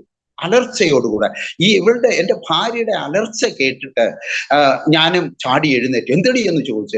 എന്ത് പറ്റി, എന്തടി എന്ന് ചോദിച്ചു. അപ്പോ എൻ്റെ ഭാര്യ ഒരു മൂലയിൽ, ഞങ്ങൾ കിടന്നുറങ്ങുന്ന റൂമിന്റെ ഒരു മൂലയിലേക്ക് വിരൽ ചൂണ്ടി പറഞ്ഞു, പാമ്പ് എന്ന് പറഞ്ഞു. ഞാന് പെട്ടെന്ന് തലക്കൽ ടോർച്ച് വെച്ചിരുന്നു. ആ ടോർച്ചിനെ എടുത്ത് ഞാൻ ആ ഭാഗത്തേക്ക് അടിച്ചു നോക്കിയപ്പോൾ ആ പ്രകാശത്തിൽ ഒരു തിളങ്ങുന്ന ഒരു സാധനത്തെ കണ്ടു. ഒന്ന് തിളങ്ങുന്നുണ്ട്, പക്ഷെ എന്താണെന്ന് വ്യക്തമല്ല. പെട്ടെന്ന് എഴുന്നേറ്റ ആ ഭാഗത്ത് ശ്രദ്ധിച്ച് അടുത്തോട്ട് പോയി നോക്കിയപ്പോൾ എൻ്റെ ഭാര്യയുടെ കഴുത്തില് കിടന്ന കെട്ടുതാലിയാണ് ആ മൂലയിൽ കിടക്കുന്നത്. ഞാൻ ചോദിച്ചു, ഇതെങ്ങനെ സംഭവിച്ചു? ഇത് മാലയല്ലേ, നിന്റെ കഴുത്തിൽ കിടന്ന മാലയല്ലേ? അപ്പോഴാ പുള്ളിക്കേരി കഴുത്തിൽ തപ്പിയിട്ട് പറയുകയാണ്, എൻ്റെ കഴുത്തിൽ എന്തോ പുളയുന്നത് പോലെ, എന്തോ പാമ്പ് പുളയുന്നത് പോലെ എനിക്ക് തോന്നി. അതുകൊണ്ടാണ് ഞാൻ അതിനെ വലിച്ചാണ് ഞാൻ എന്ത് ചെയ്തത്, പുറത്ത് ദൂരെ എറിഞ്ഞത്. അത് പക്ഷേ അവളുടെ കെട്ടുതാലിയായിരുന്നു. അപ്പോൾ ഒരു കാര്യം എൻ്റെ ഭാര്യയ്ക്ക് ബോധ്യമായി. ഓർണമെന്റ്സ് ഉപേക്ഷിച്ച് സ്നാനപ്പെട്ട് ദൈവത്തിന്റെ ഭാഗത്തേക്ക് വരണമെന്ന് ദൈവം ആഗ്രഹിക്കുന്നു എന്ന് എൻ്റെ ഭാര്യയ്ക്കും ബോധ്യമായി. അങ്ങനെ 2000 ആദ്യ ഞായറാഴ്ച, 2000 എന്ന വർഷത്തിന്റെ ആദ്യ ഞായറാഴ്ച ഞങ്ങൾ രഹസ്യമായി സ്നാനപ്പെടാനാണ് പാസ്റ്റർ പറഞ്ഞെങ്കിലും ഞങ്ങൾ പറഞ്ഞു, ഞങ്ങൾ സ്നാനപ്പെടുന്നുവെങ്കിൽ പരസ്യമായി സ്നാനപ്പെടും. അങ്ങനെ പരസ്യമായി സ്നാനപ്പെടുവാൻ തക്കവണ്ണം ദൈവം നമ്മെ ഉപയോഗിച്ചു. ഞങ്ങൾ ആമേൻ ദൈവത്തെ ഞങ്ങളുടെ ദേശത്തിലും ഹല്ലേലൂയ സമൂഹത്തിന്റെ ഇടയിലും ഒരു പരസ്യമായി ക്രിസ്തുവിന്റെ സാക്ഷിയായി നിർത്തുവാൻ ദൈവം ഇടവരുത്തി. സ്തോത്രം. എന്നാൽ ഈ സ്നാനപ്പെടുന്നതിന് മുമ്പ് തന്നെ ഞാൻ ഈ ബൈബിളൊക്കെ വായിച്ചു വരുന്ന സമയത്തും ദൈവദാസന്റെ പ്രസംഗത്തിൽ ഒരു സത്യം മനസ്സിലാക്കി. നിങ്ങൾ അധ്വാനിക്കുന്ന ഒരു പൈസ പോലും അന്യ ദൈവങ്ങൾക്ക് കൊടുക്കരുത്. അന്യ ദൈവങ്ങൾക്ക് അത് ഉപയോഗിക്കാൻ നിങ്ങൾ കൊടുക്കരുത്, കാണിക്കയായിടരുത്. അതിന് അന്യ ദൈവങ്ങളുടെ കരങ്ങളിൽ എത്തത്തക്ക വിധത്തിൽ ഒരു രൂപ പോലും നിങ്ങൾ ചിലവിടരുത് എന്ന് പറയുവാൻ തക്കവണ്ണം ഇടവന്നു. നമ്മുടെ നമ്മൾ സേവിച്ചു നിന്ന ദൈവത്തിന്റെ ആ ഉത്സവം എന്ന് പറയുന്നത്, ആ ദൈവത്തെ പ്രീതിപ്പെടുത്തുന്ന ഉത്സവം എന്ന് പറയുന്നത് എല്ലാ വർഷങ്ങളിലും നവംബർ മാസം അവസാന ആഴ്ചകളിലായിരിക്കും, അല്ലെങ്കിൽ ഡിസംബർ മാസം ആദ്യ ആഴ്ചകളിലായിരിക്കും. ഇങ്ങനെ ആണ് ആ ഉത്സവം വരുന്നത്. അശ്വതി, ഭരണി, കാർത്തിക 10 ദിവസം ഉത്സവം ഉണ്ടെങ്കിലും ബാക്കി 7 ദിവസം പൂജകളും കാര്യങ്ങളും, 8, 9, 10 ദിവസങ്ങളിൽ ഉത്സവങ്ങളുമാണ് നടക്കുന്നത്. വലിയ ഉത്സവങ്ങളാണ്. അങ്ങനെ ഇത് നടത്തുന്നത് നമ്മുടെ ഈ 46 കുടുംബങ്ങളുള്ള വീട്ടിലെ ഓരോ കുടുംബങ്ങളാണ് അത് ചെയ്യുന്നത്. അവരെല്ലാം വരിയിട്ട് ആണ് ഈ ഉത്സവം നടത്തുന്നത്.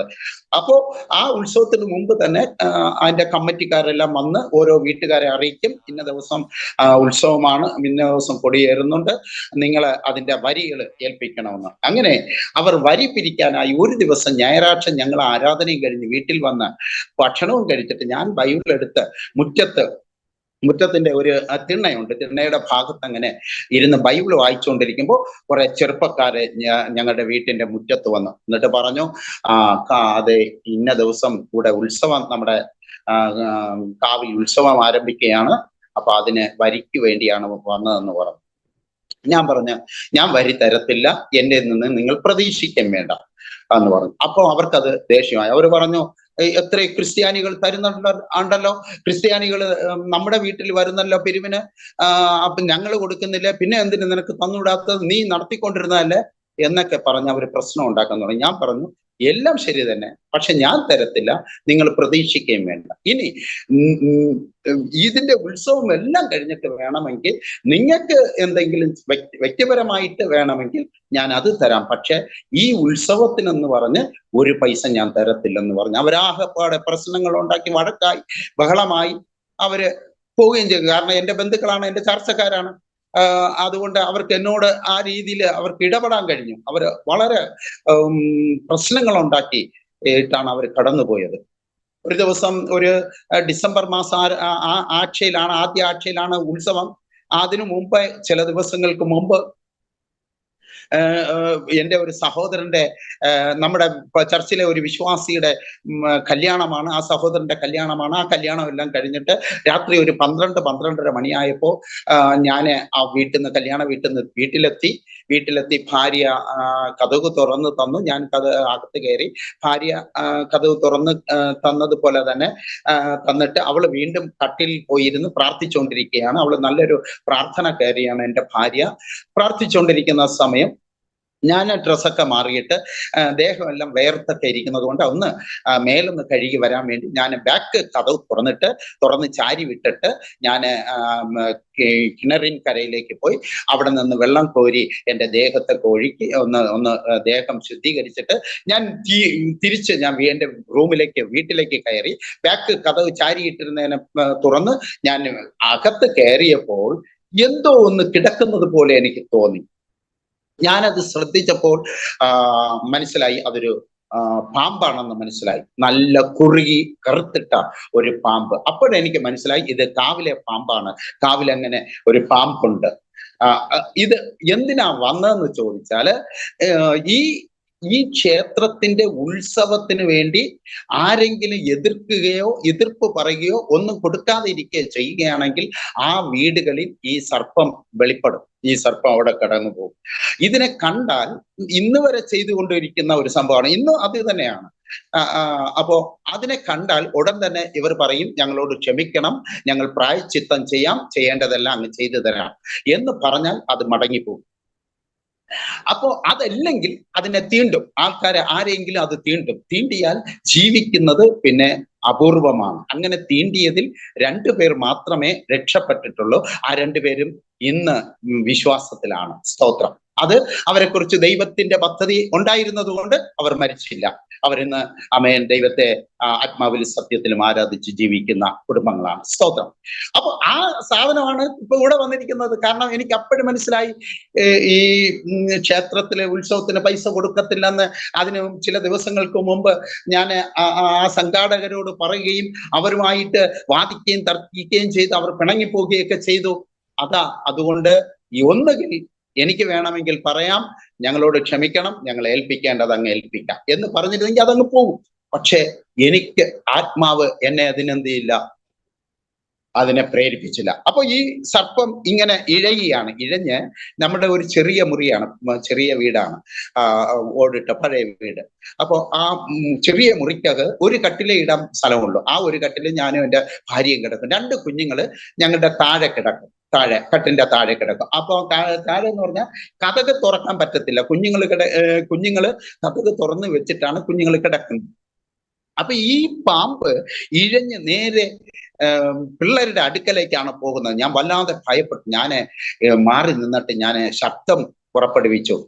ഷു എന്ന് പറഞ്ഞ് ശബ്ദം പുറപ്പെടുവിച്ചപ്പോൾ എൻ്റെ ഭാര്യ കട്ടിലിൽ പ്രാർത്ഥിച്ചുകൊണ്ടിരുന്ന എൻ്റെ ഭാര്യ കണ്ണു തുറന്നപ്പോൾ ഞാൻ ഇങ്ങനെ ചൂണ്ടിക്കാണിച്ചു കൊടുത്തു. അവള് താഴോട്ട് നോക്കിയപ്പോൾ ഇവൻ ഇങ്ങനെ ഇഴഞ്ഞ് പിള്ളേരുടെ അടുക്കലേക്ക് ആ ഡോറ് കഴിഞ്ഞ് അകത്തേക്ക് കയറുകയാണ്.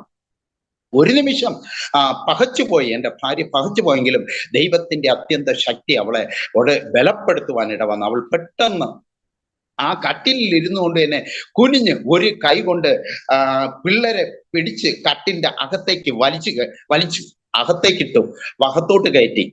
ഒരു കൈ കൊണ്ട് കട്ടിലിൽ ഇരുന്നു കൊണ്ട് കുനിഞ്ഞ് ഒരു കൈ കൊണ്ട് കുഞ്ഞുങ്ങളെ 2 പേരെയും വലിച്ച് ഇങ്ങനെ കട്ടിന്റെ അകത്തോട്ട് കയറ്റിയിട്ട് ഇങ്ങനെ അതിനെ നോക്കി, ആ സർപ്പത്തെ നോക്കി ഇങ്ങനെ പറഞ്ഞു, പാമ്പുകളെയും തേളുകളെയും ദുഷ്ടന്റെ സകല ബലത്തെയും ചവിട്ടുവാൻ ദൈവം എനിക്ക് അധികാരം തന്നിരിക്കയാൽ ആ അധികാരം ഉപയോഗിച്ച് ഞാൻ നിന്നോട് കൽപ്പിക്കുന്നു, യേശു ക്രിസ്തുവിന്റെ നാമത്തിൽ എൻ്റെ ഭവനത്തിൽ നിന്നും പുറത്തിറങ്ങ്.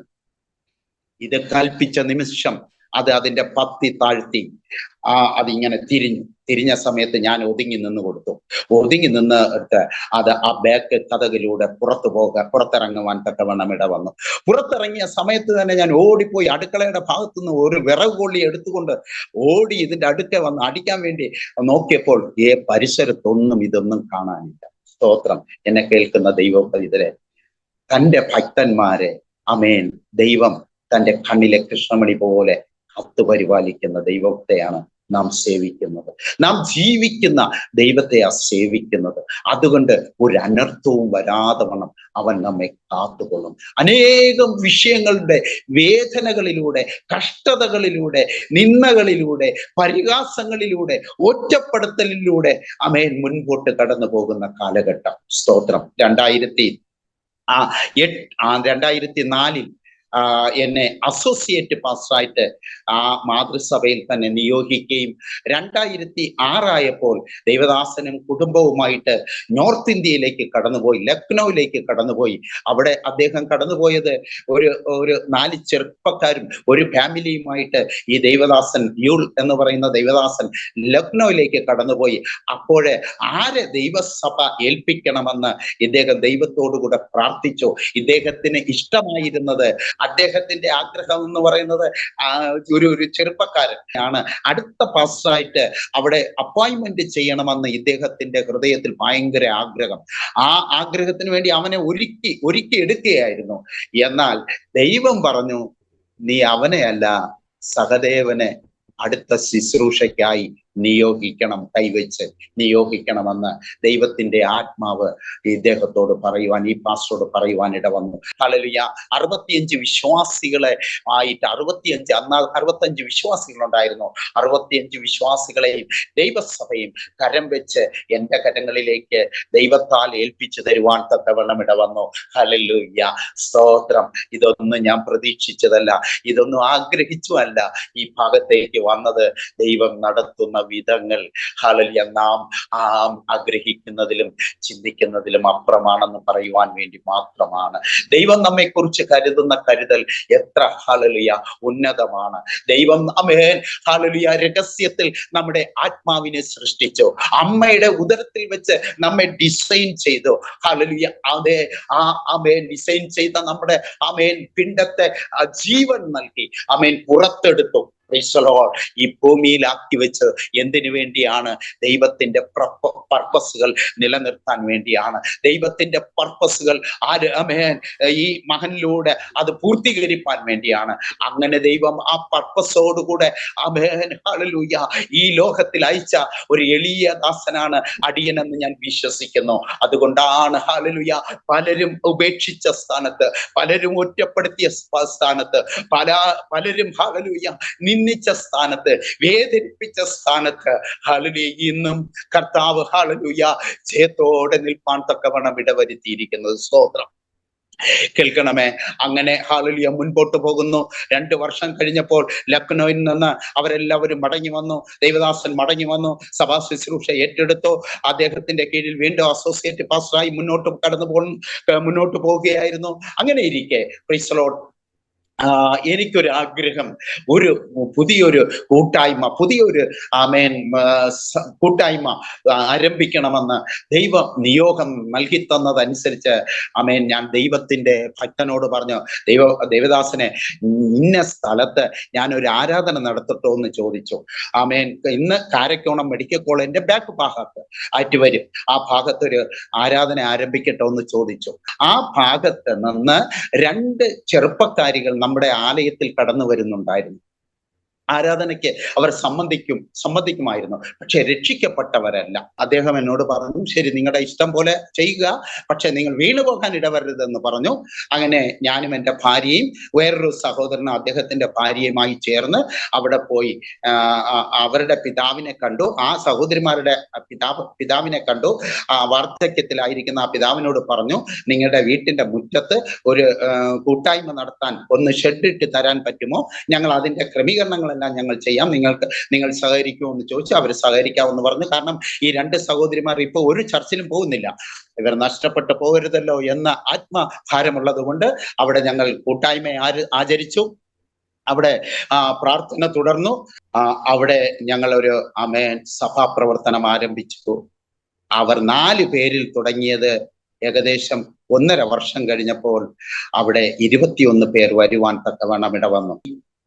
2008 ആയപ്പോഴേക്കും സ്തോത്രം ഒരു അവസരം കുവൈറ്റിലേക്ക് പോകാൻ എനിക്ക് ലഭിച്ചു. സ്തോത്രം. ഞാൻ ദൈവത്തോടൊന്നും ആലോചന പറഞ്ഞില്ല, കേൾക്കണമേ, ഓരോ ദൈവദാസന്മാരും ഓരോ പ്രവാചകന്മാരും വരും, തലയിൽ കരം വയ്ക്കും. നിങ്ങളുടെ ശുശ്രൂഷ ഇവിടെ ഇല്ല, നിങ്ങളുടെ ശുശ്രൂഷ അന്യദേശത്താണ്, വിദേശത്താണ്. ഈ ചിന്തകൾ എൻ്റെ ഹൃദയത്തിൽ ഇട്ടു തന്നതുകൊണ്ട് ഒരു കുവൈറ്റിൽ പോകാൻ ഒരു അവസരം വന്നു. കാരണം അങ്ങനെ ഒരു അവസരം വരാൻ കാരണം എനിക്ക് സാമ്പത്തിക ബുദ്ധിമുട്ട് വളരെ അന്നും ഇന്നും എന്നെ അലട്ടിക്കൊണ്ടിരിക്കുകയാണ്. എൻ്റെ മകൾക്ക് അന്ന് വിവാഹ ആലോചനകളൊക്കെ കടന്നു വരുന്ന സമയം ഒരു ബ്രോക്കർ വന്ന് 10 ലക്ഷം രൂപ ചോദിച്ചു. 10 ലക്ഷം രൂപ എൻ്റെ മകളെ വിവാഹം കഴിച്ചു കൊടുക്കാൻ ആ ചെറുക്കൻ്റെ വീട്ടുകാർ ആവശ്യപ്പെട്ടിരിക്കുന്നത് 10 ലക്ഷമാണ്. എന്നെ കേൾക്കുന്ന ദൈവമക്കളെ, അന്ന് എൻ്റെ കയ്യില് മാസാമാസം കിട്ടുന്ന 7,500 രൂപ ശമ്പളം മാത്രമേ എനിക്കുള്ളൂ. ഇത്രയും വർഷം ദൈവവേല ചെയ്തത് ഞാനൊന്നും ആരെയൊന്നും എന്ത് ചെയ്തിട്ടില്ല, കാണിക്കയൊന്നും വാങ്ങിച്ച് ഞാൻ എൻ്റെ സ്വന്തം ആവശ്യത്തിന് എടുത്തിട്ടില്ല. എല്ലാം ദൈവസഭയ്ക്ക് കൊടുക്കാറാണ് പതിവ്. ഈ കിട്ടുന്ന ശമ്പളം കൊണ്ടാണ് ഞാനും എൻ്റെ കുടുംബവും ജീവിച്ചത്. പക്ഷെ ഈ 10 ലക്ഷം രൂപ ചോദിച്ചപ്പോൾ ഞാൻ ആകെ ഭയന്നു പോയി. ദൈവമക്കളെ, ഞാൻ എന്ത് ചെയ്യണമെന്നറിയത്തില്ല. അങ്ങനെ ഇരിക്കുമ്പോഴാണ് വിദേശത്തേക്കുള്ള വഴി തുറക്കപ്പെടുന്നത്. അപ്പൊ ഞാൻ വിചാരിച്ചു, ഇത് ദൈവത്താൽ തുറക്കപ്പെട്ടു എന്ന് വിശ്വസിച്ചുകൊണ്ട് വിദേശത്ത് പോയാൽ എൻ്റെ മകളെ നല്ല രീതിയിൽ വിവാഹം കഴിച്ചയക്കാമല്ലോ, അല്പ പൈസ ഉണ്ടാക്കാമല്ലോ എന്നെല്ലാം ചിന്തിച്ചുകൊണ്ട് ഞാൻ അതിനു വേണ്ടിയുള്ള ക്രമീകരണങ്ങൾ നടത്തി. എന്നാൽ ഹല്ലേലൂയ, യോഹന്നാന്റെ സുവിശേഷം 15-ാം അധ്യായത്തിന്റെ 5-ാം വാക്യത്തിന്റെ അവസാനം ഇങ്ങനെ പറയുന്നു, എന്നെ പിരിഞ്ഞ് നിങ്ങൾക്കൊന്നും ചെയ്യുവാൻ കഴിയത്തില്ല. അനുഗ്രഹിക്കപ്പെട്ട ഒരു ഒരു ജോലി അടിയന് ഉണ്ട്. അതേപോലെ ഒരു അനുഗ്രഹിക്കപ്പെട്ട നല്ലൊരു സഭ അടിയന്റെ കരങ്ങളിൽ ഇരിക്കുമ്പോൾ ഇതിനെല്ലാം അടിയൻ വലിച്ചെറിഞ്ഞിട്ട് പണമുണ്ടാക്കാൻ വേണ്ടി അടിയൻ കുവൈറ്റിലേക്ക് കടന്നു പോകാൻ ഇട വന്നു. സ്തോത്രം. ആരുമില്ല. ഞാനിവിടെ വിസിറ്റിങ്ങിൽ പോകുന്ന ദൈവദാസന്മാരോടെല്ലാം കുറച്ചു പേരുടെ ഫോൺ നമ്പരൊക്കെ ചോദിച്ചു. കാരണം ഇവിടെ നിന്ന് പോകുമ്പോൾ ഞാൻ മനസ്സിലാക്കിയത് ഇവരെല്ലാം ഒരു 10, 25, 50 പാസ്റ്റർമാരുടെ ഫോൺ നമ്പരുമായിട്ടാണ് കുവൈറ്റിലേക്ക് ഇറങ്ങുന്നത്. അവിടെ പോയിട്ട് ഓരോ പാസ്റ്റർമാരെ വിളിക്കും. അങ്ങനെയാണ് മീറ്റിംഗ് എല്ലാം ഇവർക്ക് കിട്ടുന്നത്. അങ്ങനെ ദൈവ ആലോചന കേൾക്കാതെ ഞാൻ സ്വന്തം ഇഷ്ടത്തില് ഞാൻ കുവൈറ്റിലേക്ക് പോകുവാൻ തക്കവണ്ണം ഇട വന്നു. ഏകദേശം എൻ്റെ 25,000 രൂപയുടെ വിസയ്ക്ക് എൻ്റെ കയ്യിൽ നിന്ന് 1,50,000 രൂപയോളം ആ മേഡം എൻ്റെ നിന്ന് വാങ്ങാൻ തക്കവണ്ണം ഇട വന്നു. ഇവിടെ നിന്ന് പോകുമ്പോൾ തന്നെ ആരും ഒരു നമ്പർ പോലും എനിക്കില്ല. വെറും എൻ്റെ ഒരു സ്നേഹിതൻ 4 നമ്പർ തന്നു. ഈ 4 നമ്പരുമായിട്ടാണ് അറിയാത്ത ഒരു നാട്ടിൽ, എനിക്ക് ബന്ധുക്കളില്ല, ചാർച്ചക്കാരില്ല, ആരും അവിടെ ഇല്ല, എൻ്റെ പരിചയത്തിൽ ആരുമില്ല. ഈ ഒരു 4 നമ്പരും കൊണ്ടാണ് ഞാൻ കുവൈറ്റിലേക്ക് ഇറങ്ങുന്നത്. ആ 4 നമ്പരും ഞാൻ അവിടെ പോയി വിളിച്ചു. 4 നമ്പർ വിളിച്ചിട്ടും റിങ് ചെയ്തതല്ലാതെ ആരും ഫോൺ എടുത്തിട്ടില്ല. ആരും എടുത്തിട്ടില്ല. ഏകദേശം എനിക്ക് തോന്നുന്നു 3 മാസം വരെയും അവരാരും ഫോൺ എടുത്തിട്ടില്ല. ഞാൻ അങ്ങനെ ഒരു മെസ്സിലായിരിക്കുകയാണ്. 8 പേർ താമസിക്കുന്ന ഒരു മെസ്സിൽ ഒരു കട്ടിലിൽ ഞാനുമായിരിക്കുകയാണ്. ഈ വെളുപ്പിന് 6 മണിയൊക്കെ ആകുമ്പോൾ എല്ലാവരും ജോലിക്ക് പോകും. പിന്നെ ഞാൻ ഒറ്റയ്ക്ക് അവിടെ ഇരുന്ന് പ്രാർത്ഥിക്കും, കർത്താവേ, എനിക്ക് ആരെയും പരിചയമില്ല, സ്ഥലം അറിയില്ല, ഞാൻ എന്ത് ചെയ്യണം, ഞാൻ ഇവിടെ വന്ന് അകപ്പെട്ടു പോയല്ലോ, ദൈവമേ നീ വഴി തുറക്കണമേ എന്ന് പറഞ്ഞ് പ്രാർത്ഥിക്കാൻ തക്കവണ്ണം ഇട വന്നു. ദൈവം പുത്തൂരുള്ള ഒരു സഹോദരനെ ദൈവം ഒരുക്കി. അദ്ദേഹം യാദൃച്ഛികയാൽ ആ മെസ്സിൽ വന്നു. മെസ്സിൽ വെച്ച് എന്നെ കണ്ടു. എന്നോട് ചോദിച്ചു, നിങ്ങൾ പാസ്റ്ററാണോ എന്ന് ചോദിച്ചു. ഞാൻ പറഞ്ഞു ആണെന്ന് പറഞ്ഞു. അദ്ദേഹം ചോദിച്ചു, നിങ്ങൾ എന്ത് ചെയ്യുന്നു? ഞാൻ പറഞ്ഞു, പ്രാർത്ഥിച്ചു കൊണ്ടിരിക്കുകയാണ്. ഞാനും വരട്ടോ, പ്രാർത്ഥനയിൽ കൂടട്ടോ എന്ന് ചോദിച്ചു. എന്നോട് ഞാൻ പറഞ്ഞു ഓക്കെ എന്ന് പറഞ്ഞു. അദ്ദേഹം എന്നോടൊപ്പം പ്രാർത്ഥനയിൽ കൂടി. ഏകദേശം 1-1:30 മണിയായപ്പോൾ അദ്ദേഹം എന്നോട് പറയുന്നു, ഞാൻ വേറൊരു മെസ്സിലാണ് താമസിക്കുന്നത്, ഞാൻ അവിടെ പോയിട്ട് ഫുഡ് കഴിച്ചിട്ട് ഒരു അല്പം വിശ്രമിച്ചിട്ട് ഒരു വൈകുന്നേരം 5, 5:30, 6 മണിക്കകത്ത് ഞാൻ വരാം, പാസ്റ്റർ റെഡിയായി നിൽക്കണമെന്ന് പറഞ്ഞു. എന്നെ കേൾക്കുന്ന ദൈവവേദലെ, ഹല്ലേലൂയ, ഈ മനുഷ്യൻ ഒരു 6 മണിയായപ്പോൾ, നല്ല ചൂടുള്ള ദിവസമായിരുന്നു, മാസങ്ങളായിരുന്നു. ഈ 6 മണിയായപ്പോൾ ആ ദൈവദാസൻ എൻ്റെ അടുക്കൽ വന്നു, ആ സഹോദരൻ എൻ്റെ അടുക്കൽ വന്നു. അദ്ദേഹം, ഞാൻ റെഡിയായി നിന്നു. അദ്ദേഹം എന്നെയും കൊണ്ട് ആ കുവൈറ്റിലെ അബ്ബാസിയ എന്ന് പറയുന്ന ആ സ്ഥലത്തിലെ എല്ലാ ദൈവദാസന്മാരുടെ വീടുകളിലും എന്നെ കൊണ്ടുപോയി എന്നെ പരിചയപ്പെടുത്തുവാൻ തക്കവണ്ണം ഇട വന്നു. സ്തോത്രം, ഹല്ലേലൂയ. അങ്ങനെ എനിക്ക് കുവൈറ്റിൽ ശുശ്രൂഷകൾ തുറക്കപ്പെടുവാൻ തക്കവണ്ണം ഇട വന്നു. സ്തോത്രം. ഞാൻ ചുരുക്കുന്നു. അങ്ങനെ ആമേൻ, ഹല്ലേലൂയ. എല്ലാ സഹോദരങ്ങൾക്കും, എല്ലാ ദൈവദാസന്മാർക്കും എന്നെ അറിയാം, എല്ലാ വിശ്വാസികൾക്കും എന്നെ അറിയാം, അതേപോലെ തന്നെ എനിക്ക് അവരെ അറിയാം. അങ്ങനെ ഹല്ലേലൂയ കടന്നു പോകുന്ന സമയം, ഒരു ദിവസം ഈ സഹോദരനുമായിട്ട് ഇങ്ങനെ ദൈവദാസന്മാരുടെ വീടുകളിലേക്ക് എന്നെ കൊണ്ടുപോകുമ്പോൾ, ഞാൻ ഇവിടെ നിന്ന് കരുതുന്ന ദൈവം എന്ന് പറയുന്ന ഒരു ആമേൻ ട്രാക്ട് എഴുതി കൊണ്ടുപോയിരുന്നു. ആ ട്രാക്ട് ഞാൻ കാണുന്നവർക്ക് എല്ലാവർക്കും ആമേൻ കൊടുക്കും, കാണുന്നവരുടെ കൈകളിലെല്ലാം ഏൽപ്പിക്കും. അങ്ങനെ ഒരു ബിൽഡിങ്ങിൽ നിന്ന് ആമേൻ ഞങ്ങൾ ഇറങ്ങി വരുമ്പോൾ 2 പുരുഷന്മാർ ആ ബിൽഡിങ്ങിന്റെ മതിലോട് ചേർന്ന് നിന്ന് സിഗരറ്റും വലിച്ച് നിൽക്കുകയാണ്. ഞാൻ എന്ത് ചെയ്തെന്നറിയാം? ഓടിപ്പോയി. ഇദ്ദേഹം എന്നെ കൊണ്ടുപോയ ആ ദൈവദാസൻ മുൻപേ അങ്ങ് നടന്നുപോയി, ഞാൻ ബാക്കിൽ നിന്നാണ് വരുന്നത്. ഞാൻ ഓടിപ്പോയി ഇദ്ദേഹത്തിന്റെ കയ്യിൽ ഈ ട്രാക്ട് കൊടുത്തു. ഇദ്ദേഹം ഇതിങ്ങനെ ഇങ്ങനെ നോക്കി വായിച്ചു. എന്നിട്ട് എന്നോട് പറഞ്ഞു, നാളെ നീ തിരിച്ചു പോകാൻ റെഡി ആയിക്കൊള്ളുക എന്ന് പറഞ്ഞു. നീ തിരിച്ചു പോകാൻ റെഡിയാ. ഞാൻ പകച്ചു നിൽക്കുകയാണ്, എന്താണെന്നറിയില്ല. ഞാൻ തിരിഞ്ഞു നോക്കിയപ്പോൾ എന്നെ കൊണ്ടുവന്ന ആ സഹോദരൻ ദൂരെ മാറി നിന്ന് എന്നെ കൈ കാണിക്കുക, ഇങ്ങനെ കൈ കാണിക്കുക, വാ വാ എന്ന് പറയുക. ഞാൻ ഇദ്ദേഹത്തിന് മുമ്പിൽ ചിരിച്ചുകൊണ്ട് നിൽക്കുക. ഇദ്ദേഹം പിന്നെ ഇതൊക്കെ വായിച്ചിട്ട് പറഞ്ഞു, ഓക്കെ, നാളെ ഇവിടെ നിന്ന് സ്ഥലം വിടാൻ വേണ്ടിയുള്ള ഏർപ്പാടുകളെല്ലാം ചെയ്തോ എന്ന് പറഞ്ഞു. നിന്നെ നാളെ ഇവിടെ നിന്ന് നാട്ടിലേക്ക് തിരിച്ചയക്കുമെന്ന് പറഞ്ഞു. ഞാൻ ആകപ്പാടെ ഭയന്നു പോയി. ഞാൻ പെട്ടെന്ന് ഈ മനുഷ്യന്റെ അടുക്ക വന്നു. അപ്പോൾ ഈ മനുഷ്യൻ എന്നോട് ചോദിക്കുകയാണ്, ഈ പാസ്റ്റർ എന്താ കാണിച്ചത്? പാസ്റ്റർ, അദ്ദേഹം ഇവിടത്തെ സംഘടനയുടെ വലിയ നേതാവാണ്, മാത്രമല്ല ഇവിടുത്തെ അറബി പത്രത്തിന്റെ എഡിറ്റർ കൂടെയാണ്. ഈ ട്രാക്റ്റിൽ എന്റെ അവിടത്തെ നമ്പരുണ്ട്, എനിക്ക് അവിടെ നിന്ന് ഒരു സിം എടുത്ത് അതിന്റെ നമ്പരും ഞാൻ എഴുതിയിട്ടുണ്ട്. അത് ആകപ്പാടെ കുഴപ്പമായി. ഇനിയിപ്പോ എന്ത് ചെയ്യും? ഞാൻ പറഞ്ഞു, സാരമില്ല, നമുക്ക് ദൈവത്തോട് പ്രാർത്ഥിക്കാം. ദൈവം നാളെ എന്നെ തിരിച്ചയക്കുകയാണെങ്കിൽ, അത് ദൈവഹിതമാണെങ്കിൽ അങ്ങനെ തന്നെ ആയിക്കോട്ടെ എന്ന് പറഞ്ഞ് ഞാൻ പ്രാർത്ഥിക്കാൻ തക്കവണ്ണം ഇടവന്നു. ദൈവമക്കളെ കേൾക്കണമേ, ഹല്ലേലൂയ. ചില ദിവസങ്ങളും കഴിഞ്ഞിട്ട് ഒരു അനക്കവുമില്ല. അപ്പൊ ഞാൻ ആ പുത്തൂരിലുള്ള റെജി ബ്രദറിനോട് ചോദിച്ചു, ബ്രദറെ, ആ സഹോദരനെ ഇപ്പൊ ഒരു അറിവുമില്ലല്ലോ, അദ്ദേഹം ഇവിടെ പിന്നെ കാണുന്നുമില്ലല്ലോ. അപ്പോഴാണ് പറയുന്നത്, അദ്ദേഹത്തെ ഇവിടത്തെ ഗവൺമെന്റ് പിടിച്ച് ബാൻ ചെയ്ത് നാട്ടിൽ പറഞ്ഞയച്ചെന്ന്, അദ്ദേഹത്തിന്റെ വിസ ക്യാൻസൽ ചെയ്ത് നാട്ടിൽ പറഞ്ഞയച്ചെന്ന്. നോക്ക്, എൻ്റെ ദൈവം തൻ്റെ ഹല്ലേലൂയ മക്കൾക്ക് വേണ്ടി കരുതുന്ന കരുതൽ. ഹല്ലേലൂയ. അങ്ങനെ അനവധി അനുഭവ സാക്ഷ്യങ്ങളിലൂടെ ആമേൻ ദൈവം എന്നെ ദൈവത്തെ രുചിച്ചറിയുവാൻ തക്കവണ്ണം ഇടവരുത്തി. സ്തോത്രം. അവസാനം ഒരു ഭാഗം കൂടെ പറയട്ടെ. സ്തോത്രം. കൊറോണ വന്നു. 2019 അവസാനം കൊറോണ വന്നു. 20 കൊറോണ അധികമായി. എൻ്റെ ജോലി നഷ്ടപ്പെട്ടു. എൻ്റെ ഭാര്യയ്ക്ക് ഒരു ചെറിയ ജോലി, അമ്മേൻ ഒരു സ്കൂളിൽ, ഒരു പ്ലേ സ്കൂളിൽ ജോലി ഉണ്ടായിരുന്നു, അവളുടെ ജോലി നഷ്ടപ്പെട്ടു. ഞങ്ങൾ രണ്ടുപേരും മുറിക്കകത്തിരിക്കുകയാണ്. ആ മാസത്തെ എനിക്ക് ലഭിച്ച ശമ്പളം കൊണ്ട് എൻ്റെ വിസ പുതുക്കുവാൻ ഇടവന്നു. ഇപ്പോൾ എൻ്റെ പേഴ്സിൽ ഒരു പൈസ പോലുമില്ല.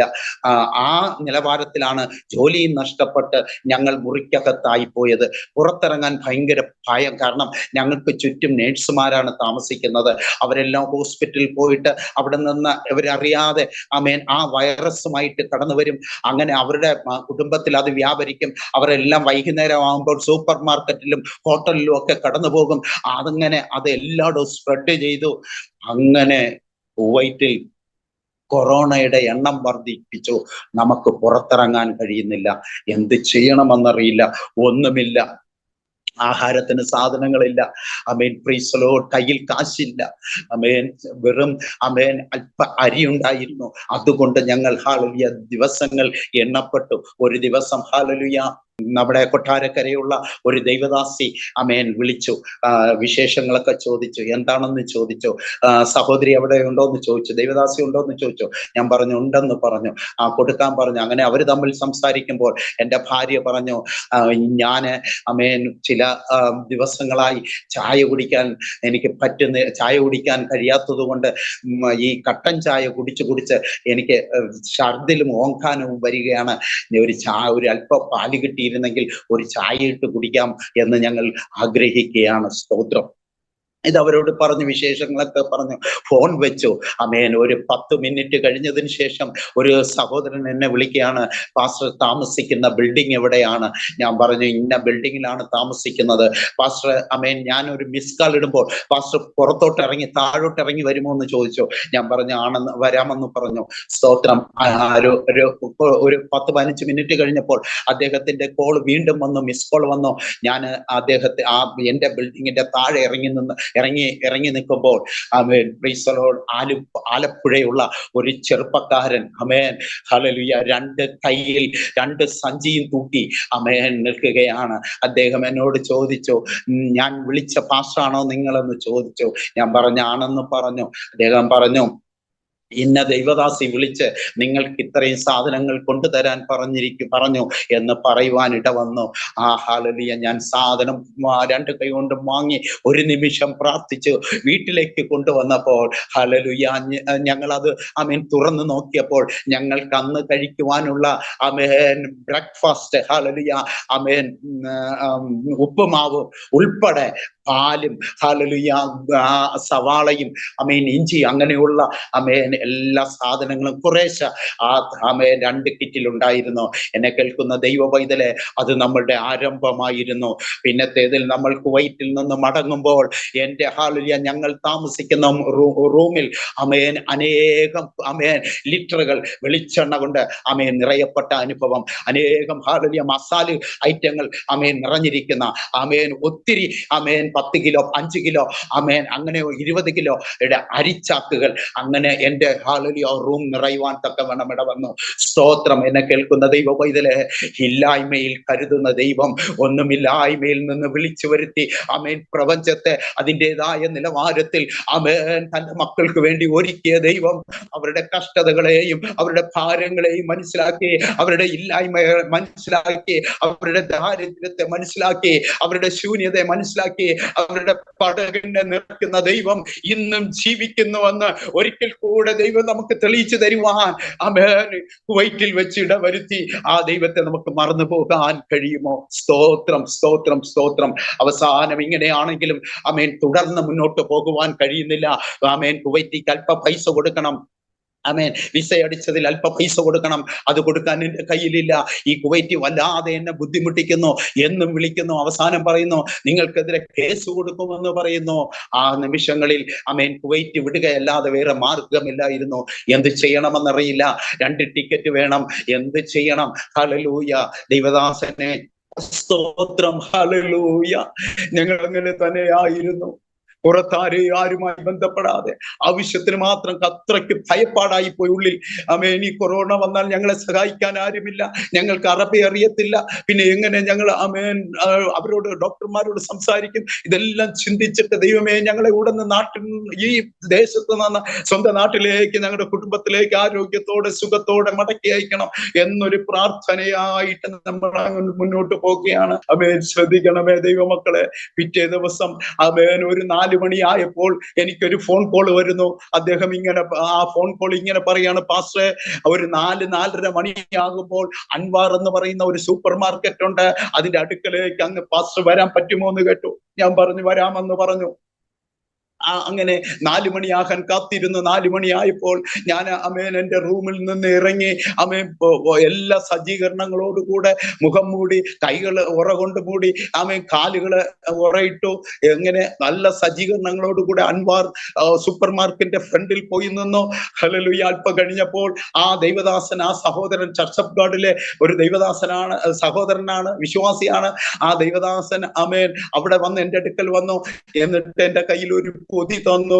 എന്നോട് ഇങ്ങനെ പറഞ്ഞു, പാസ്റ്റേ, ഇത് നിങ്ങൾക്ക് തരാൻ ദൈവാത്മാവ് എന്നെ പ്രേരിപ്പിച്ചു, എന്നോട് പറഞ്ഞതുകൊണ്ട് ഞാൻ തരികയാണെന്ന് പറഞ്ഞു. ഞാൻ ആ പൊതി വാങ്ങിച്ചു, ഒരു നിമിഷം പ്രാർത്ഥിച്ചു. ആമേൻ, ഞങ്ങൾ പിരിഞ്ഞു. ഞാൻ റൂമിൽ വന്ന് ആ പൊതി തുറന്നു നോക്കിയപ്പോൾ ആമേൻ 250 ദിനാർ ആ പൊതിയിലുണ്ടായിരുന്നു.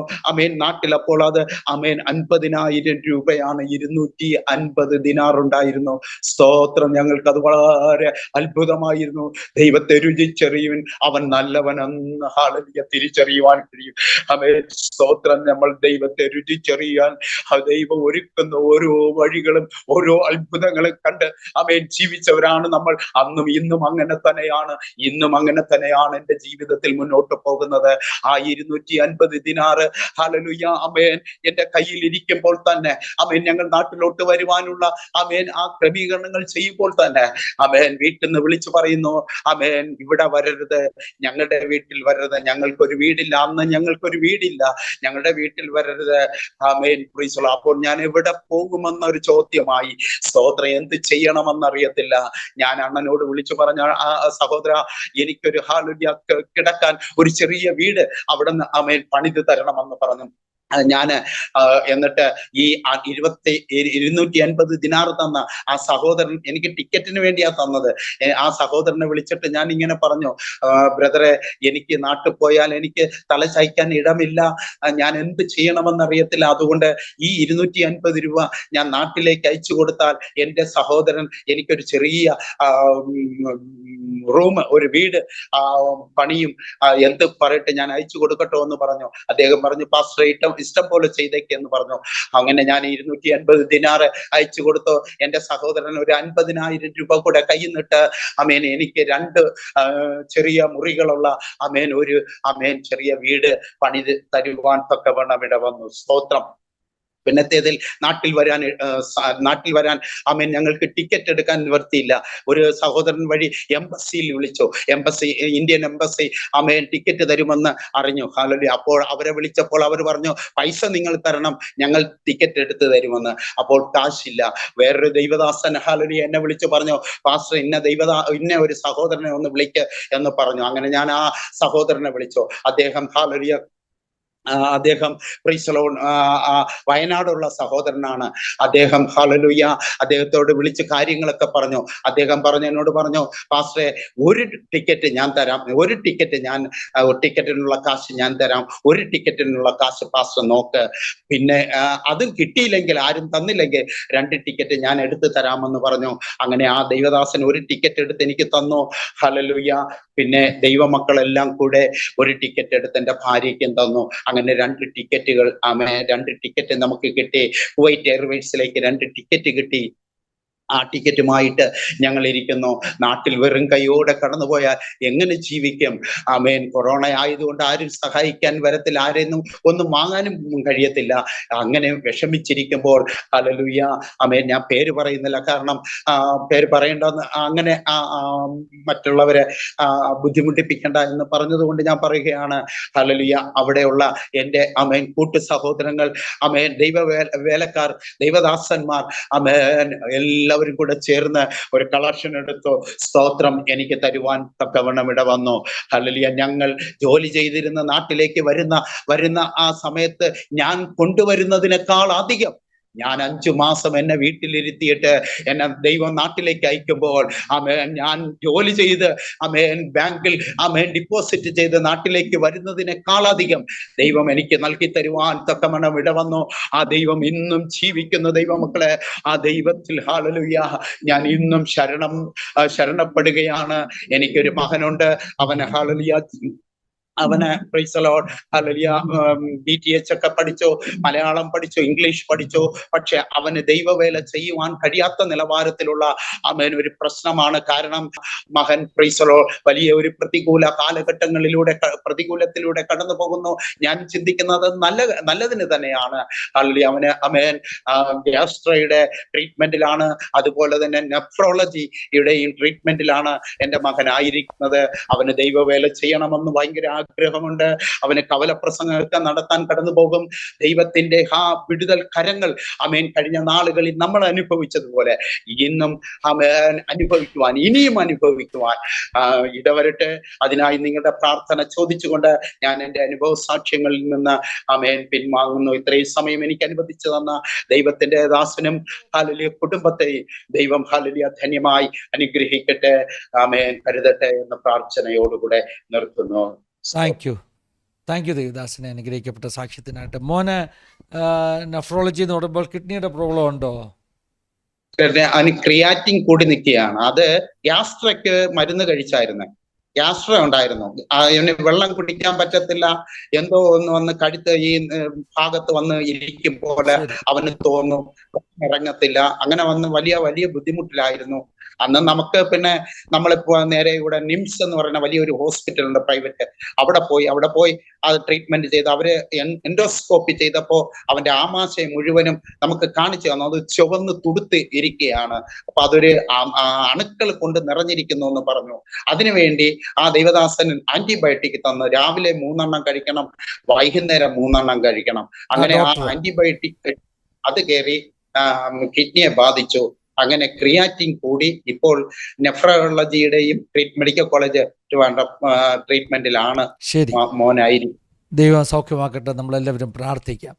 എന്തായാലും അനുഗ്രഹിക്കപ്പെട്ട ഒരു ജീവിതാനുഭവം ദൈവം നൽകിയല്ലോ, ദൈവം സംരക്ഷിച്ചല്ലോ, കാത്തല്ലോ, വിടുവിച്ചല്ലോ. അതെല്ലാം ഓർത്ത് ദൈവത്തിന് സ്തോത്രം ചെയ്യും. നമ്മുടെ പ്രേക്ഷകർക്ക് വേണ്ടി ചുരുക്കമായിട്ടൊന്ന് പ്രാർത്ഥിക്കാം കേട്ടോ, അവരുടെ അനുഗ്രഹത്തിന് വേണ്ടി ചുരുക്കമായിട്ട്. പരിശുദ്ധനായ നല്ല പിതാവേ, ഈ മനോഹരമായിരിക്കുന്ന നല്ല പ്രഭാതത്തെ ഓർത്ത് സ്തോത്രം ചെയ്യുന്നു കർത്താവെ. അമേരിക്ക ഭൂഖണ്ഡത്തിലായിരിക്കുന്ന കർത്താവെ, ആഫ്രിക്കൻ ഭൂഖണ്ഡം, അവിടെയൊക്കെ ഇപ്പൊ രാത്രിയാണല്ലോ, അവരെല്ലാം ഓർത്ത് കർത്താവെ അടിയൻ പ്രാർത്ഥിക്കുകയാണ്. തന്റെ ദാസൻ ഹല്ലേലൂയ ഈ നേതൃത്വം നൽകുന്ന ഈ പ്ലാറ്റ്ഫോമിൽ കടന്നു വന്ന് സാക്ഷ്യങ്ങൾ കേൾക്കുന്ന എല്ലാ കുടുംബങ്ങളെയും പിതാവിന്റെയും പുത്രന്റെയും പരിശുദ്ധാത്മാവിന്റെ നാമത്തിൽ അടിയൻ അനുഗ്രഹിച്ച് പ്രാർത്ഥിക്കുകയാണ്. എല്ലാ തടസ്സങ്ങളും യേശുവിന്റെ നാമത്തിൽ ദൈവമക്കളെ വിട്ട് മാറിപ്പോകട്ടെ എന്ന് പ്രാർത്ഥിക്കുന്നു. ദൈവവേലയ്ക്കെതിരെ, വിശ്വാസ വർധനവിനെതിരെ ഹല്ലേലൂയ അവരെ മുരടിപ്പിക്കുന്ന എല്ലാ ഈവിൽ സ്പിരിറ്റുകളും യേശു ക്രിസ്തുവിന്റെ നാമത്തിൽ ആമേൻ അടിയന്റെ ശബ്ദം കേൾക്കുന്ന എല്ലാ ആമേൻ വ്യക്തികളെ വിട്ടും, എല്ലാ സഹോദരി സഹോദരങ്ങളെ വിട്ടും, എല്ലാ മാതാപിതാക്കളെ വിട്ടും മാറിപ്പോകട്ടെ. ദൈവത്തിന്റെ ആ സൗഖ്യത്തിന്റെ ആത്മാവ് യേശു ക്രിസ്തുവിന്റെ നാമത്തിൽ എല്ലാ ദൈവമക്കളുടെ മേലും വ്യാപരിച്ചു നിൽപ്പാൻ ഇടപെട്ടെ. ഓരോ ദൈവമക്കളും ആമേൻ ഹല്ലേലൂയ ബലപ്പെടട്ടെ. ആശ്വാസത്തോടുകൂടെ, സമാധാനത്തോടുകൂടെ, ദൈവസ്നേഹത്തിൽ നീണാൽ വാഴുവാൻ യേശുവിന്റെ നാമത്തിൽ ഇടവരട്ടെ. ദീർഘായുസ് നൽകി മാനിക്കണം. കർത്താവിന്റെ വരവ് കർത്താവേ ഹല്ലേലൂയ എത്രയാണോ ആമേൻ അകന്നിരിക്കുന്നത്, ആ നാൾ വരെയും ദൈവമക്കൾ ആരോഗ്യത്തോടും ബലത്തോടും ദൈവത്തെ സേവിക്കാൻ ഇടവരുത്തണമേ എന്ന് പ്രാർത്ഥിക്കുന്നു. അതല്ല കർത്താവ് ഹല്ലേലൂയ മധ്യാകാശത്തിൽ ആമേൻ വരുമ്പോൾ, കാഹളം ധ്വനിക്കുമ്പോൾ ആമേൻ ഞങ്ങൾ പറന്നുയരുവാൻ സ്വർഗം അവിടെ ഇടവരുത്തണം. പരിശുദ്ധാത്മാവിനെ കൊണ്ട് ഓരോ കുടുംബങ്ങളെയും അവിടെ നിന്ന് മുദ്രയിട്ടിരിക്കുക. സ്തോത്രം. ഞാൻ കുടുംബങ്ങളെ അനുഗ്രഹിച്ച് പ്രാർത്ഥിക്കുന്നു, തലമുറകളെ അനുഗ്രഹിച്ച് പ്രാർത്ഥിക്കുന്നു കർത്താവെ. പ്രത്യേകാൽ ദൈവദാസനെയും കുടുംബത്തെയും ഓർത്ത് പ്രാർത്ഥിക്കുന്നു.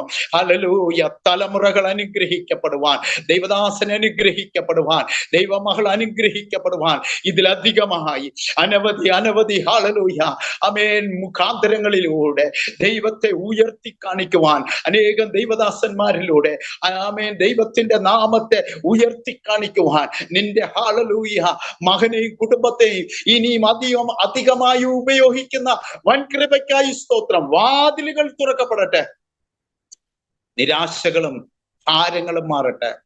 കർത്താവിന് വേണ്ടി അത്ഭുതങ്ങൾ ചെയ്യാൻ ഇടവരട്ടെ. യേശു ക്രിസ്തുവിന്റെ നാമത്തിൽ അടിയൻ അനുഗ്രഹിച്ച് പ്രാർത്ഥിക്കുന്നു. എല്ലാ ദൈവമക്കളും സമാധാനത്തോടെ രാത്രി കിടന്നുറങ്ങുവാനും ആരോഗ്യത്തോടുകൂടെ പിറ്റേ ദിവസം പകൽ സ്തോത്രം ചെയ്തെഴുന്നേൽപ്പാനും അങ്ങിടവരുത്തണമേ എന്ന് പ്രാർത്ഥിക്കുന്നു. ഞാൻ അനുഗ്രഹിച്ച് പ്രാർത്ഥിക്കുന്നു. എന്റെ ശബ്ദം കേൾക്കുന്ന എല്ലാ ഹല്ലേലൂയ മാതാപിതാക്കളും സഹോദരി സഹോദരങ്ങളും എല്ലാ അനുജന്മാരും ആമേൻ എല്ലാ കൊച്ചനുജത്തിമാരും അനുഗ്രഹിക്കപ്പെടട്ടെ എന്ന് പ്രാർത്ഥിക്കുന്നു. എബേസിന് നൽകപ്പെട്ടതുപോലെ ഒരു അനുഗ്രഹം, അബ്രഹാമിന് നൽകപ്പെട്ടതുപോലെ ഒരു അനുഗ്രഹം, കർത്താവേ പുതിയ നിയമവിശ്വാസികൾക്ക് നൽകപ്പെട്ടതുപോലെ ഒരു അനുഗ്രഹം, സ്വർഗത്തിലെ സകല ആത്മിക അനുഗ്രഹങ്ങളാലും സകല ഹല്ലേലൂയ ദൈവമക്കളും അനുഗ്രഹിക്കപ്പെടട്ടെ. യേശു ക്രിസ്തുവിന്റെ നാമത്തിൽ പരിശുദ്ധാത്മാവാൻ ദൈവം മുഖാന്തരം അങ്ങനെ സംഭവിക്കട്ടെ.